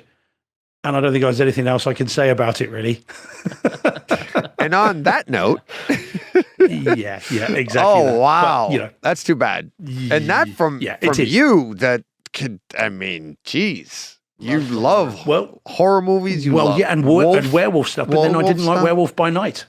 So I didn't mind that's that. The thing. I know. Well, you guys were talking about it, weren't you? You were talking about it last week and saying how much you guys enjoyed it. But I need to. Yeah. So maybe I'm a bit too critical when it comes to werewolf stuff. Is that an English word? I'm trying to be nice. I'm trying to bright side this. It sounded like Steve on a record backwards. Exactly. So yeah, that's too perhaps bad. Not one to try. You know, and again, you two don't. Whatever you do. I looked it up on Blu-ray.com, and there was nothing. I looked on iTunes under that segment, digital, Blu-ray, 4K. Guys, I need to step out for 1 minute. I'll be right back. Okay, we'll finish up. Yeah, no problem. Let me put it under movies. I saw your tweet about it. Wolf Manor. Yeah. Wolf. It may not have come out there yet. I mean, frankly, it may not come out there at all. Yeah, it doesn't pop up at all. It's very, very British, and as I said, unfortunately, that's okay. You know, but I don't. What I didn't want to do is, you know, what I'm like when I've seen a film, I tend to put up a tweet saying, "Oh, I've just seen, this, that, and the other." But I didn't because he had tweeted out about this, and he's only got about 10,000 followers, which isn't a lot for an actor of his stature. And I thought if I put out something lambasting this film, he may see it. Yeah, and that's not cool. And I didn't. You're not going to see this. Director. No, well, quite. Yeah. He might do, but if he stayed this long, then it's his own fault. I'm not being mean about it as much as I might sense it, but I'm not going to be. And as I said, I thought it was not cool to go onto Twitter and then lambast it, and then the production company having retweeted that I saw it, then saying, "Well, now what do we do?" So yeah, it's not one for me. That's what I would say. But it for £4.50, I suppose. At least I didn't spend £25 on a 4K disc. Not that it's out in 4K over here. Right. It's not even out on Blu-ray. It's literally just out on DVD. Streaming. Yeah. That's the way to see it if you're going to see it. That's that's my lot. Nice. Good section of, you had a good mix there. You had good movies, bad movies, horror movies, bad movies. Oh, I said bad movies 3 times now. Horror, bad. Horror movies. Yeah, horror movies. Just horror films. No. But speaking of that somebody had made the comment on YouTube last week during the live stream, which was our first ever accidental live stream. And now we're doing it again on purpose. Now we're doing it on purpose. But if you're watching this and there are no timestamps, I will add the timestamps. But somebody had commented it's a 3-hour show, and you're like, I need timestamps, and I'm like, I understand, and I need to get those timestamps for you, and I will. But when it's live, I don't know when these things are going to drop, so I can't give timestamps. Yeah. So as soon as I produce the show, which won't be tonight, it'll probably be tomorrow or some other time. But in the future, it's when the actual produced show will come out on Friday with all the correct timestamps. Soon as I'm done producing the show, I actually add the timestamps to the live stream so that, and which is funny, I have to do the little math. I think last week we did 20-something movies, and I had a timestamp each movie. And then when we were so lucky because there's a segment at the beginning that got cut off, like our green room last week. It was actually, I think it was exactly 20 minutes. I was the math, I took it off. I'm like 20 minutes. So all the timestamps I just had to adjust by exactly 20 minets. 20 minutes. So it was so easy to go through and do. But, or I should say I had to add 20 minutes on it because when I'm done producing it, there are your stamps. So I know we're at the end of the show here, but just to let everybody know, thank you if you've been sticking around this long live. But if you're here, even with the time, there will be timestamps. I try to get them in as soon as I can. So. I know it's a long show, and I appreciate people. I love that people want to jump and bounce around to the different topics that we talk about. That's great. To listen for 5 minutes, listen for 3 hours. I appreciate it all. And maybe you'll get a Coke, right, John? That's right. That's a little inside joke from a long time ago. All right. Anything else, guys? That was good. No, I think so. No, good. I'm all cheered up. Thanks, Steve. Awesome. Yeah. Good. Yeah, man. That's what we wanted to do. That's the whole thing. Did you hear that in the green room, John? When we were talking? Oh, no. I don't even know if that made it to the green room. That might have been even before then. having not a very good day, and I'm like, ugh. But I knew sitting down with you guys would be awesome, and here I am. Let's see. Let's go through the chat here. We have Andy Summers, THX Cinema and My Cats. He was asking, wondering what Twister 1996 remix Dolby Atmos would be like for overhead when it arrives. Fantastic, because we have it. Where was that from? Is that from Germany? Is that Germany? German? Yeah. We got that and Daylight. They're both Daylight. Same company. Daylight's fantastic. Yeah. WV Brew turned me on to that, by the way. AA says, agree, Jack Ryan on a projector is a hit or miss. The video codec is not as good for Amazon as Apple is. That was nice. I agree with that for sure. Yeah. Oh, absolutely. Although Rings of Power on Amazon, that was a shocker for us, good. Right? Yeah, that was so really good. And Amazon has done some good stuff. Tomorrow War is exactly. That's another one we mentioned. Yeah, outliers that are great. Yeah, but they seem to be more consistently lesser than the other. Like Apple's consistently good, whether you like the content, the story or not. If it's on Apple, you know the production quality's consistently top notch. Netflix, they're close, but they do so much stuff that not everything can be as good, right? But Amazon just seems to be, and HBO Max is getting up there. They used to be down, but they're doing pretty good. Some of their 4K stuff, Game of Thrones, even in 4K on there, the whole series is looking really good. I've compared it a little bit, and it looks really good. Really, and it sounds good too. Not as good as physical, but Greg Bartley had one I saw a little while ago where it says, "Did you guys see Hans Zimmer on 60 Minutes?" He says, "Guy is a genius." So check that out if you can find that. Love and Thunder, you're making yourself sound old, DJ. I am old. So mission accomplished. There you go. Yeah. Just telling it like it is. I'm going to have to dip out fairly soon because it's now midnight here. That's it. I was just going to wrap up from there. Thank you, Steve, for sticking around, as always, working late into the evening, talking, horror. Early into the morning. Okay. Remember those days, John? I should be apologizing to my students who I'm teaching tomorrow afternoon, because if they hear snoring, it'll be me. I feel bad for your students. Oh, that'll be all right. You give homework to us. Yeah, well, quite. Yeah. So, all right. Thank you, everybody, for watching. Thank you, everybody, for listening. Hit subscribe, do all that stuff. Buy us a box of popcorn. If you don't know what that is, go to the website, brightsidehometheater.com.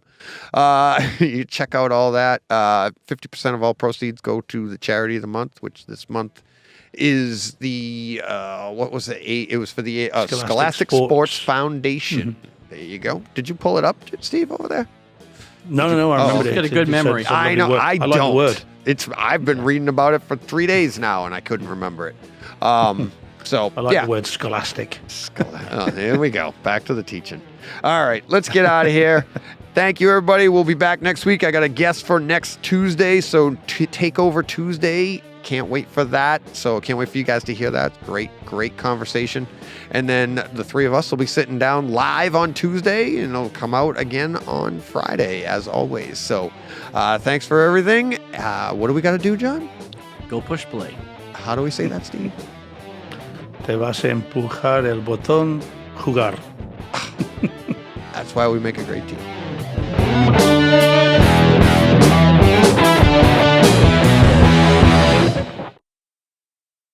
Hey, Fred. This has been a Hey Fred production with theme music by Jeff Bernhardt and Throne Vault Productions.